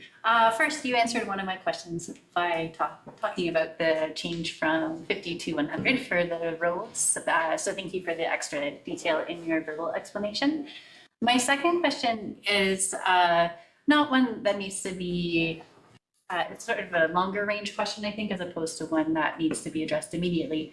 I did read parts of OREG 588/17 and was really interested in the definition of green infrastructure asset, meaning an infrastructure asset consisting of a natural or human-made element that provides ecological and hydrological functions and processes and includes natural heritage features and systems, parklands, stormwater management systems, street trees, urban forests, natural channels, permeable surfaces, and green roofs.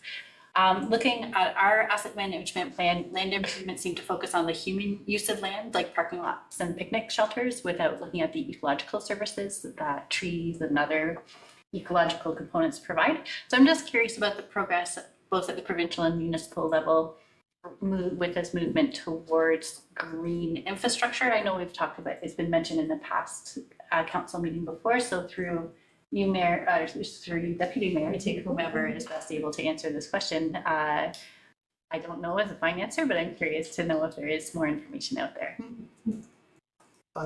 That is on our very short horizon to gather that information. We have a lot of unopened road allowances and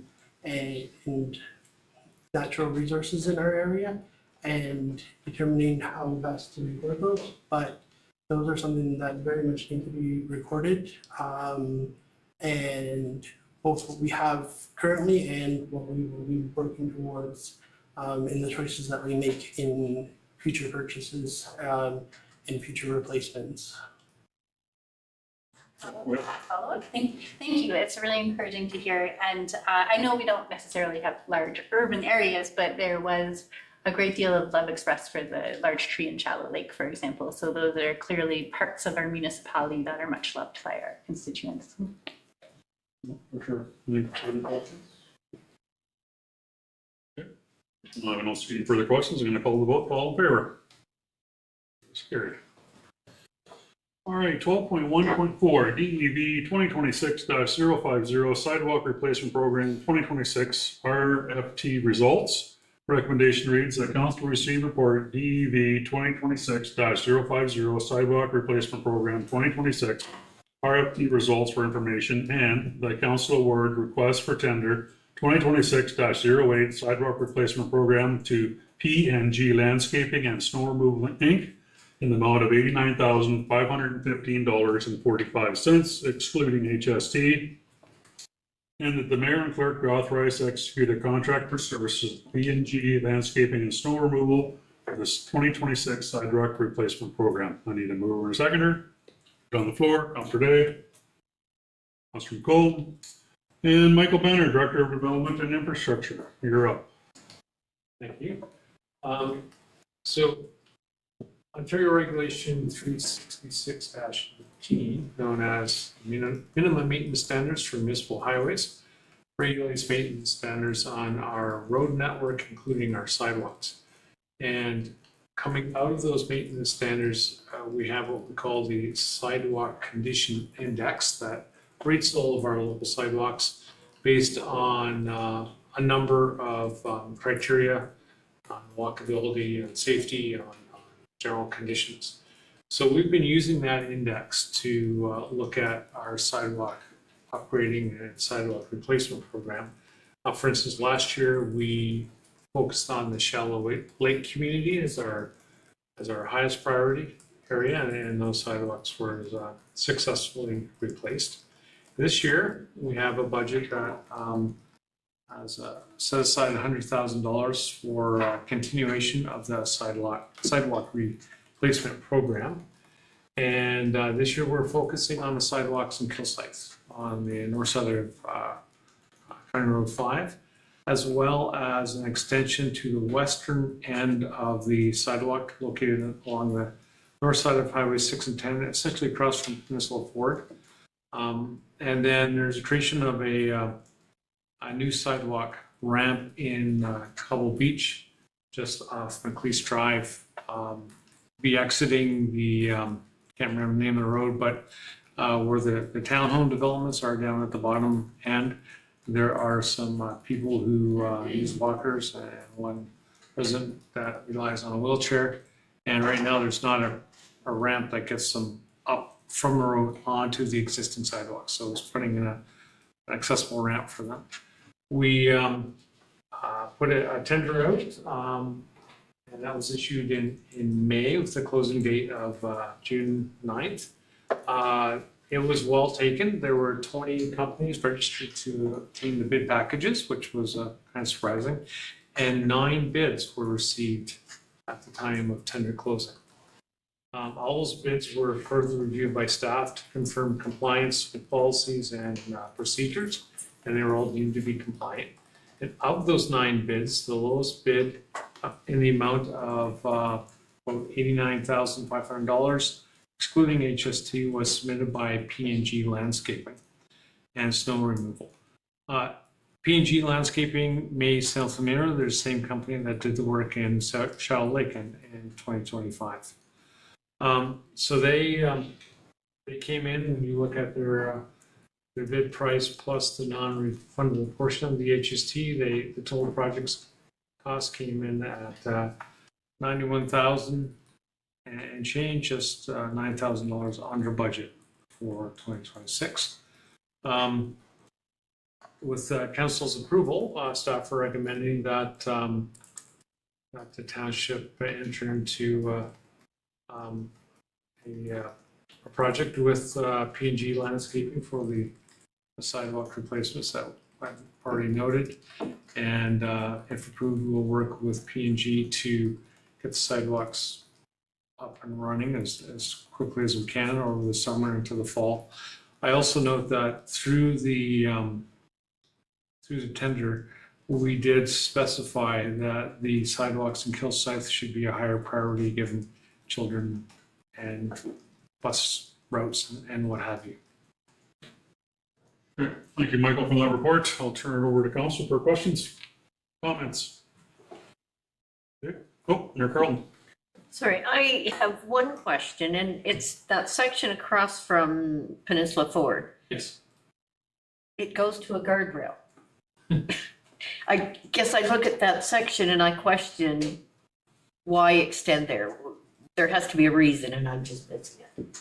That was identified, actually, a lot of people will use that section to get to the falls and the conservation area through there. So when you're actually out there, there's a bit of a dirt trail that kind of goes behind the guardrail.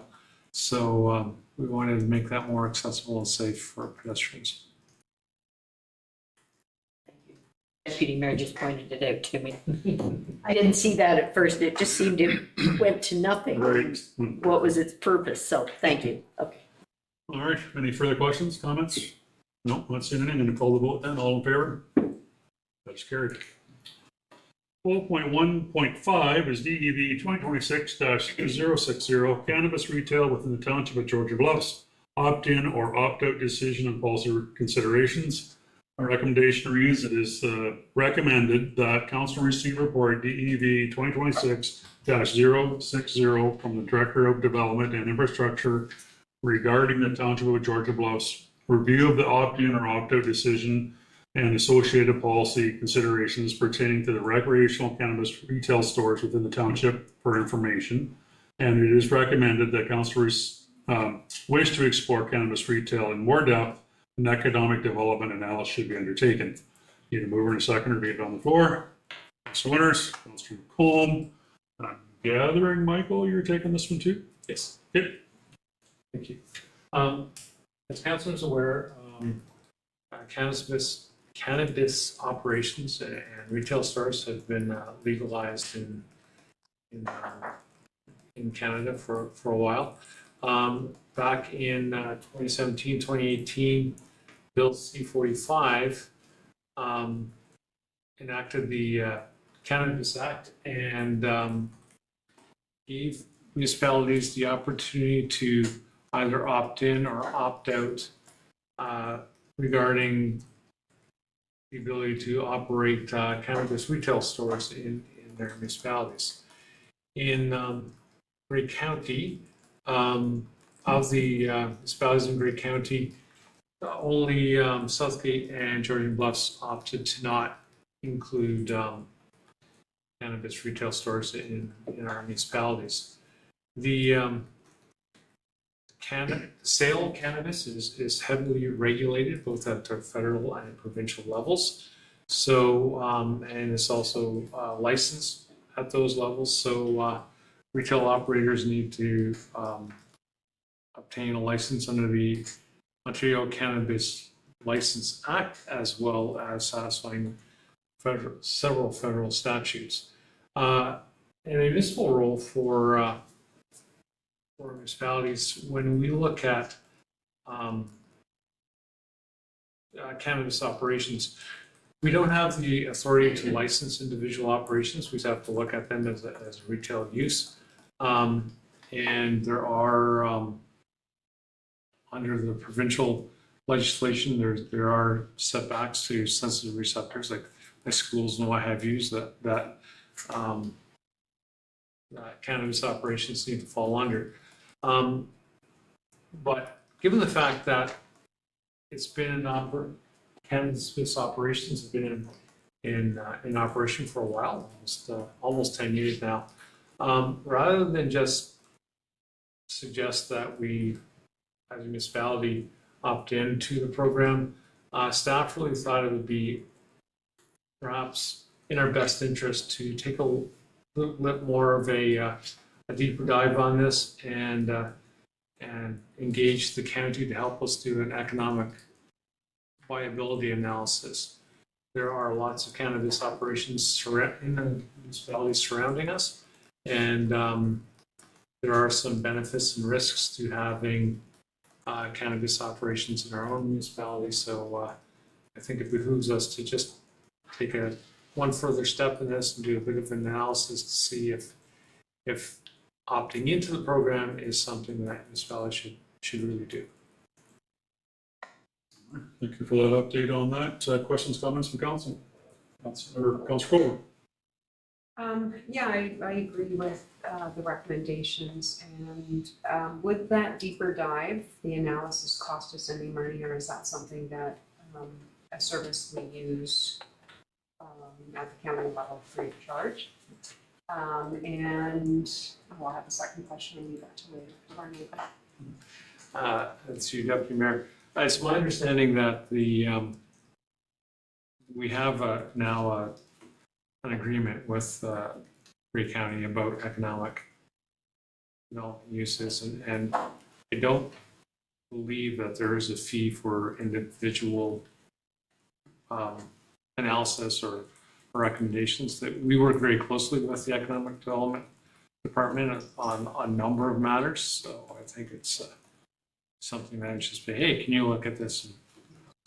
Thank you. I think that that's good news. I agree with you. Given that it's been almost 10 years now and we're only one of two that's opted out, there should be lots of information even amongst the neighboring municipalities as to what's worked well and what hasn't. It's certainly a source of revenue and taxation for us. I'd be interested in learning more about it. Do you know if there are zoning restrictions that can be set out by us with our zoning bylaw that go beyond what is already in place at the provincial level? And again, to Deputy Mayor, some municipalities do have cannabis uses as a direct use identified in their zoning bylaws for retail components. Those typically reflect the provincial setback regulations. And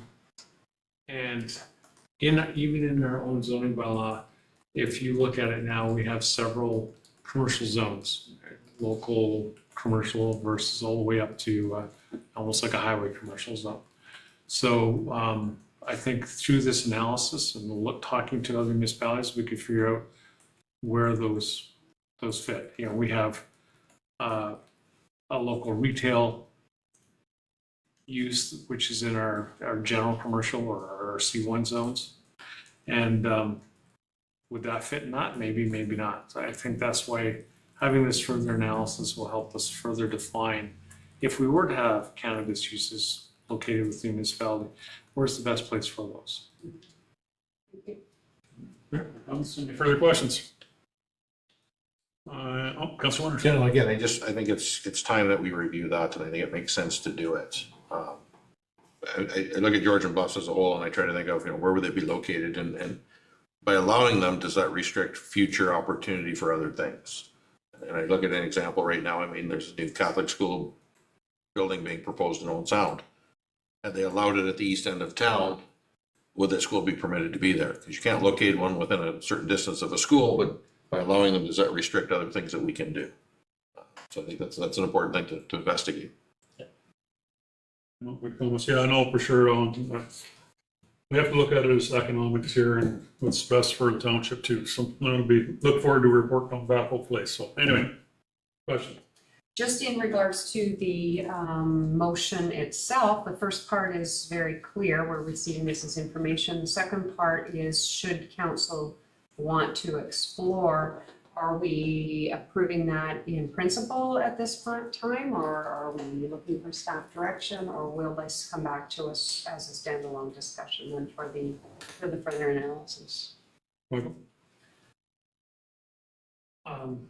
Yeah, I think in discussions with Ben, I think we were thinking that the second you recommended that that we take that further economic development analysis was kind of the meat of the recommendation. We're basically asking this, council want us to take that extra step before coming back. Clear that up? Kind of, the wording is a bit confusing. It's recommended that should council wish to explore. So, I mean, sure, I'm just gonna vote in favor of it and hope it all turns out the way I expected. Yeah, so I read it as, if we pass the main part of the motion here, that the secondary part would be part of that main motion, that they are gonna go the one step further. Did I read that? We are gonna go to looking at exploring the cannabis retail in more depth? Councillor Day. It feels like it should say council wishes to explore cannabis retail in more depth, and an economic development analysis should be undertaken, just changing the tense to make it reflect our conversation today. I'll look to Carly. Do we need to amend that then, Carly, or do we, there's direction there that you need?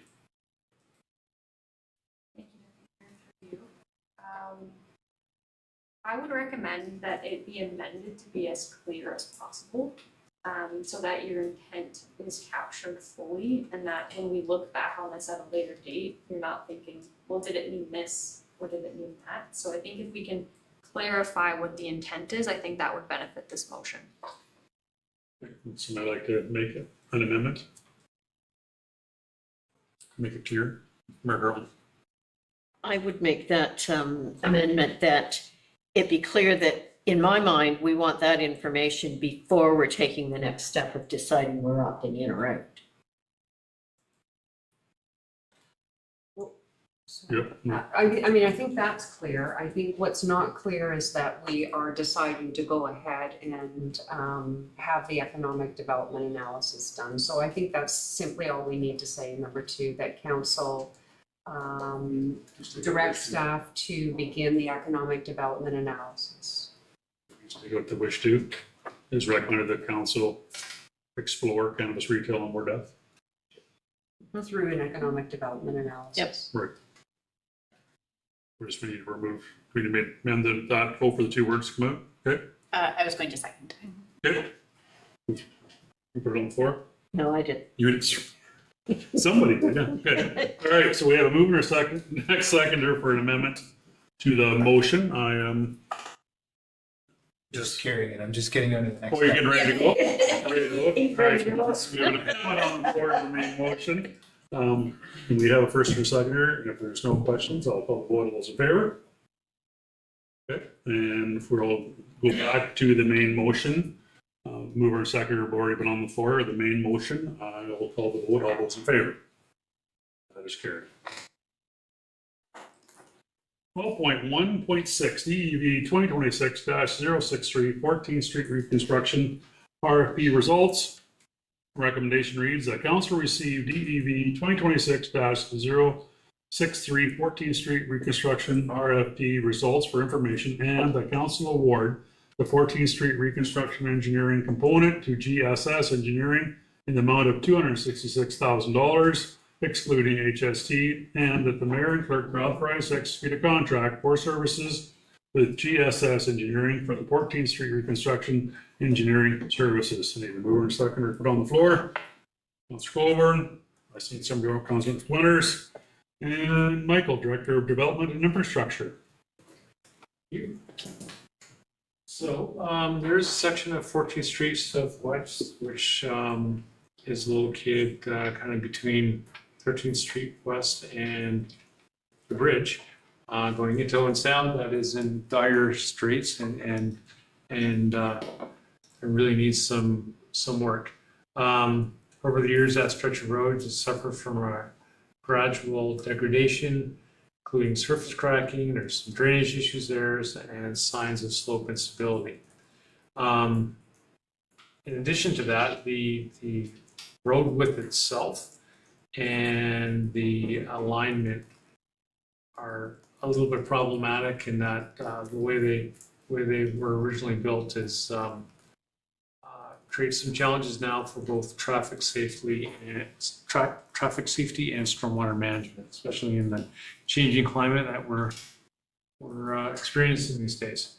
So through the 2026 budget exercise, $2.2 million was set aside for this project. That was broken down to or included $335,000 roughly for engineering work, and then the remaining almost $1.9 million for construction work in 2027 and 2028. The proposed reconstruction will involve several key components. The road, given the history of it and its condition right now, requires a full depth reconstruction, so taking it right back down to to gravel. That would include looking at the subsurface, the geotechnical conditions underneath it, and doing some studies to that side. We'll have to do some slope stability enhancements just to make sure that the banks more on the south side than the north side are stable. And then we also want to explore widening the road to an appropriate cross section.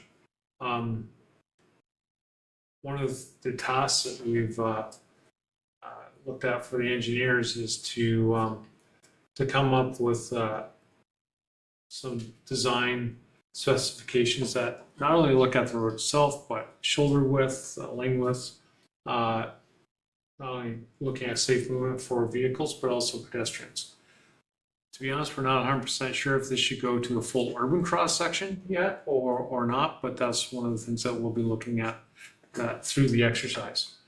And of course, also stormwater management is a big piece for this when you're, I know there's a lot more people who drive that than I do, but what I've been told is that you don't want to be driving that on a rainy day because it's a bit of a torrent coming down. Long story short, we put out the bidding opportunity for that. It was issued on May 14th with a closing date of June the 11th. All proposals, including technical proposal submissions, were opened here at the office.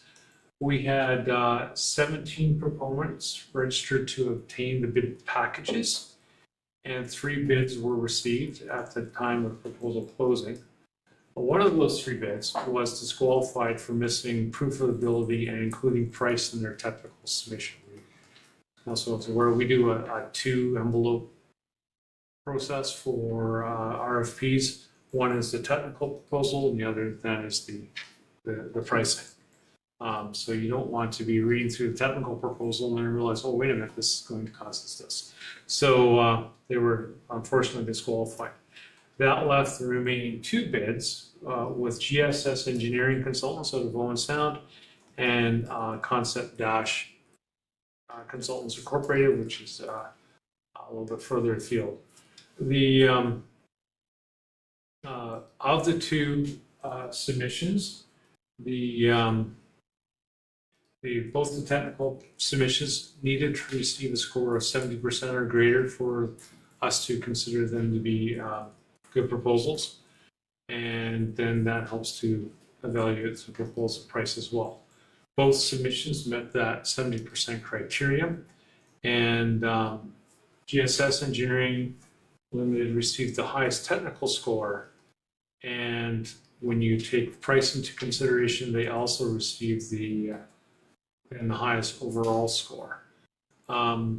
They were a little bit priced a little bit higher than Concept Dash, but technically speaking, they outshone Concept Dash in the overall package. So looking at GSS is costing, their tender, including the contingency cost, came in at a round number of $266,000.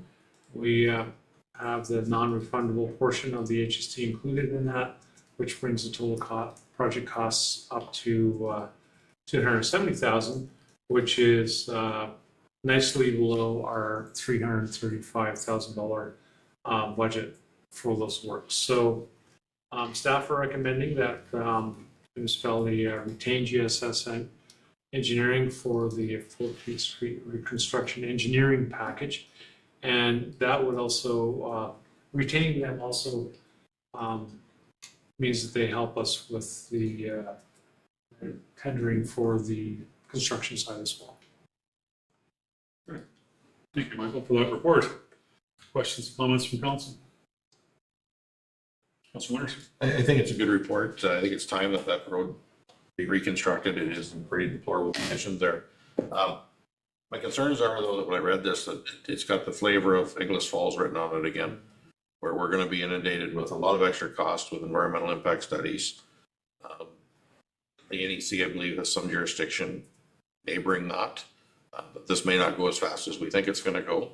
I think if we continue down the path of full urban cross-section, it'll become out of reach for us to do because of the requirement for slopes to stabilization, i.e. retaining walls. Retaining walls have a maintenance component to it. And then council's probably gonna have to look at whether or not you want a sidewalk there or paved shoulders. Significant difference in how you maintain in the winter months. Again, that was an Inglis Falls component as well, but yeah, I think there's some things to be aware of. I think it's a great idea. But just, I think we have to be careful how far we wander into the weeds on this, or the costs and time frame will get out of control. Good comments. Any further comments? Questions? Not seeing any. We call a vote then. All those in favor? That is carried. All right, we're up to 12.2 updates from members appointed to county council, committees and local boards. 12.2.1 2025 Grey Bruce OPP Detachment Annual Report. Councillor Colburn, did you wish to speak to this? I mean, I think the report speaks for itself. I actually thought we had provided this report previously to council, so perhaps not. That gives you the report based on the work done last year. I think of note is the release of our new 2026 to 2029 Grey Bruce Detachment Action Plan that has been approved and should likely also be supplied to council. And from that, I was part of a subcommittee that decided on our local priorities for 2026. So those are documents that are coming as well. This one gives highlighted what our detachment was up to in the work that our police services did last year. And these other documents will let folks know what the key priorities are going forward for the next 3 to 4 years. Sure. Thank you for that update. Further updates. Carol. Thank you, Deputy Mayor. The one item from County Council was the report from the Bruce Dufferin Grey Wellington Regional Transit Study. And that's the 4 counties along with Saugeen Mobility and Regional Transport working together to explore options for a unified regional transit network. One of the recommendations given to County Council was to re-implement the one route, I think it was called Route 5, that went from Owen Sound to Wyerton, because that would incorporate Bruce County into the service again, and they've been kind of slightly left out of things. And one of the stops along that route was actually in Shallow Lake. So county approved that, and there will be further information coming back about the whole transit system as a whole, but that's somewhat the beginnings, part of the report now. All right, thanks for that update. Councillor Day. Thank you. I have a short report back from our first Grey Salvo Conservation Authority meeting in the newly renovated building. It was a pleasure for everyone, I think, to be back in the new space. It looks quite different than it used to in the past down there. As previously mentioned, the budget needs to be finished early this year due to the upcoming merge of the conservation authorities. So the budget has begun circulating already. Tim, the CAO, should visit us in August or September to go over the budget, and it's projected there will be a 3.1 to 3.3% increase in the total levy this year, just to cover COLA and nothing major this year given the context of what's happening. Also, some of you have been on the Grey Salvo Conservation Authority board and will know directly John Biddorf. He's been with the Conservation Authority for an amazing 40 years, given the fact that the Conservation Authority itself has only been around for 70 years. He's been a major part of all our flood reports that we've received over the years. He's the MacGyver of water monitoring, so to speak, and and has worked closely with our staff during times of rain and snowmelt, and he will be retiring this summer. So there was a transition in place already, but congratulations to John for his good work over time. And I just thought I'd highlight a very popular project these days that the Education and Community Outreach Department has taken on, putting nest protectors over turtle nests in the watershed. So if you've seen some wire mesh springs at the side of the highway. That's likely the work of the Conservation Authority protecting turtle nests. And I'm finding that more and more of our Georgian Bluffs residents are learning how to report turtle nests for protection. Now, I think you summed it up pretty well. We did get notice today that the project executive for the transition team has been appointed. And that is a representative from the Lake Simcoe Conservation Authority Board will be leading that. So exactly what we expected is going to happen. A lot of your local voice is heading the other way, but that was anticipated, but that announcement came out today. Thanks for those updates. Any further updates?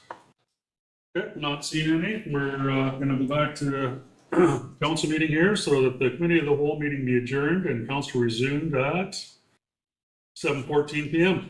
If there's no other questions, comments, I'll call the vote. All those in favor? That is carried. Back to the Mayor Carroll. Thank you, Deputy Mayor. Going into bylaws, we have no zoning bylaws, other bylaws. The first one is adopting the new official plan. Recommendation is that bylaw 2026-039, being a bylaw to adopt the official plan for the Township of Georgian Bluffs, be read a first, second, and third time and finally passed, signed by the mayor and clerk, sealed with the seal of the corporation and engrossed in the bylaw book. Could I have a mover and a seconder, please? Councillor Scholdes, Councillor Day. Is there any discussion? None. I will call the vote. All in favor? That is carried. Next item is the election sign bylaw. The recommendation is that bylaw 2026-040, being a bylaw to regulate the placement of election signs and to repeal bylaw 2018-033, be read a first, second, and third time, finally passed, signed by the mayor and clerk, sealed with the seal of the corporation, and engrossed in the bylaw book. Could I have a mover and a seconder, please? Councillor Winters, Councillor McComb. Is there any further discussion? None, I will call the vote. All in favor? That is carried. We have no unfinished business, no new business. Does any member wish to provide a notice of motion or notice of discussion for inclusion on the next council agenda? Councillor Winters? I don't have a notice of motion. It's more of a notice of discussion, but I think it's a pretty quick comment, discussion, question I have tonight, if you don't mind. And it relates to the new garbage and recycling bins, which I don't have an issue with. My concern is the locking mechanism. I understand that when it's tipped upside down, there's a magnet that allows it to unlock. My concern when I stare at it every time I go home is the safety of the children. If somebody were to get in there, can they get out from the inside? According to Councillor Winters, so it had been reported that a child did get locked in one that went in. There is not a way to get out if you are in. So it was reported to both Waste Management and myself, so it has been reported to their safety teams. They are looking at it, and I followed up earlier this week to see if there'd be any progress on that. But there is not a lock inside for them to get out. I studied it, but I couldn't find a child to put in one to try it, but it's been a concern I've had, so thank you. Related to that, I think this is somewhat new for Waste Management because most municipalities don't require the locking system. Yes. Yes, they are aware and they are looking at it. Their safety team has Thank you. Good. been made aware. if I might follow up, will there be an update coming about the success of the transition and successes and challenges that are being faced? Councillor Bay, that is the plan. They are still actually delivering it. Okay. There's still a couple hundred residents who still have not received their bins yet. So our plan is to do like a post survey after it's been implemented for a certain period of time, allow residents to be able to try out the bins and get feedback. That'll be part of the process. Thank you. Deputy Mayor. Actually, just not really, it's not a discussion, maybe it might be supposed to be, it's not, but I'm gonna do it anyway. I just wanted to offer up my heartfelt thanks to Courtney and team Yes. for going through this. It's been a challenge and we've all faced our challenges and comments and stuff, so kudos to you for doing what you're doing and things are going good. See you. That's a really well-founded point, Courtney, and the team have done a lot. Everybody has pulled together, but really and truly, Emily and David have been front line, who've been doing it all day, every day. So, great point. You know, everybody has really pulled together, but especially Emily's right here, especially Emily and David, they have been the face of the message, and for months now, it has been, for all intents and for all intents and purposes, all day, every day, either marketing this in a positive way, showing people how to use the bins, demonstrating what they can expect, and really probably most taxing is a lot of negativity. So really great point, glad you shared that. Thank you for bringing that up, everyone, because it's good to get that more information out to people on this, because it's an adjustment, and at some point, we'll be through it. People will adapt. We have no closed session tonight. The confirming bylaw recommendation is that bylaw number 2026-041, being a bylaw to confirm the proceedings of council on July 15th, 2026, be read a first, second, and third time, finally passed, signed by the mayor and clerk, sealed with the seal of the corporation, and engrossed in the bylaw book. Could I have a mover and a seconder, please? Councillor Coburn, Councillor Schuldice. There's no discussion. I will call the vote. All in favor. One hand up in the audience. I'm sorry, Michael.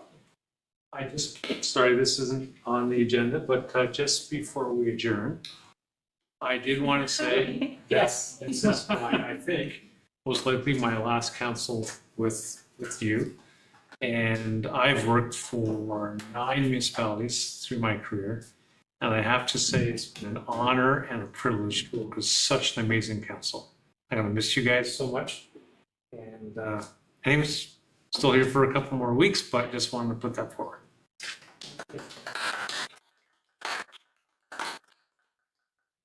Thank you both for being here with us and for bringing that up this evening. So backtracking, I need to call the vote on the confirming bylaw. All in favor? That is carried. And date of the next meeting is August 5th at 5 p.m. There's no further business. I will now call for adjournment of this meeting. Could I have a mover and a seconder? Deputy Mayor Pringle, Councillor Day, all in favor? That is carried. Thank you.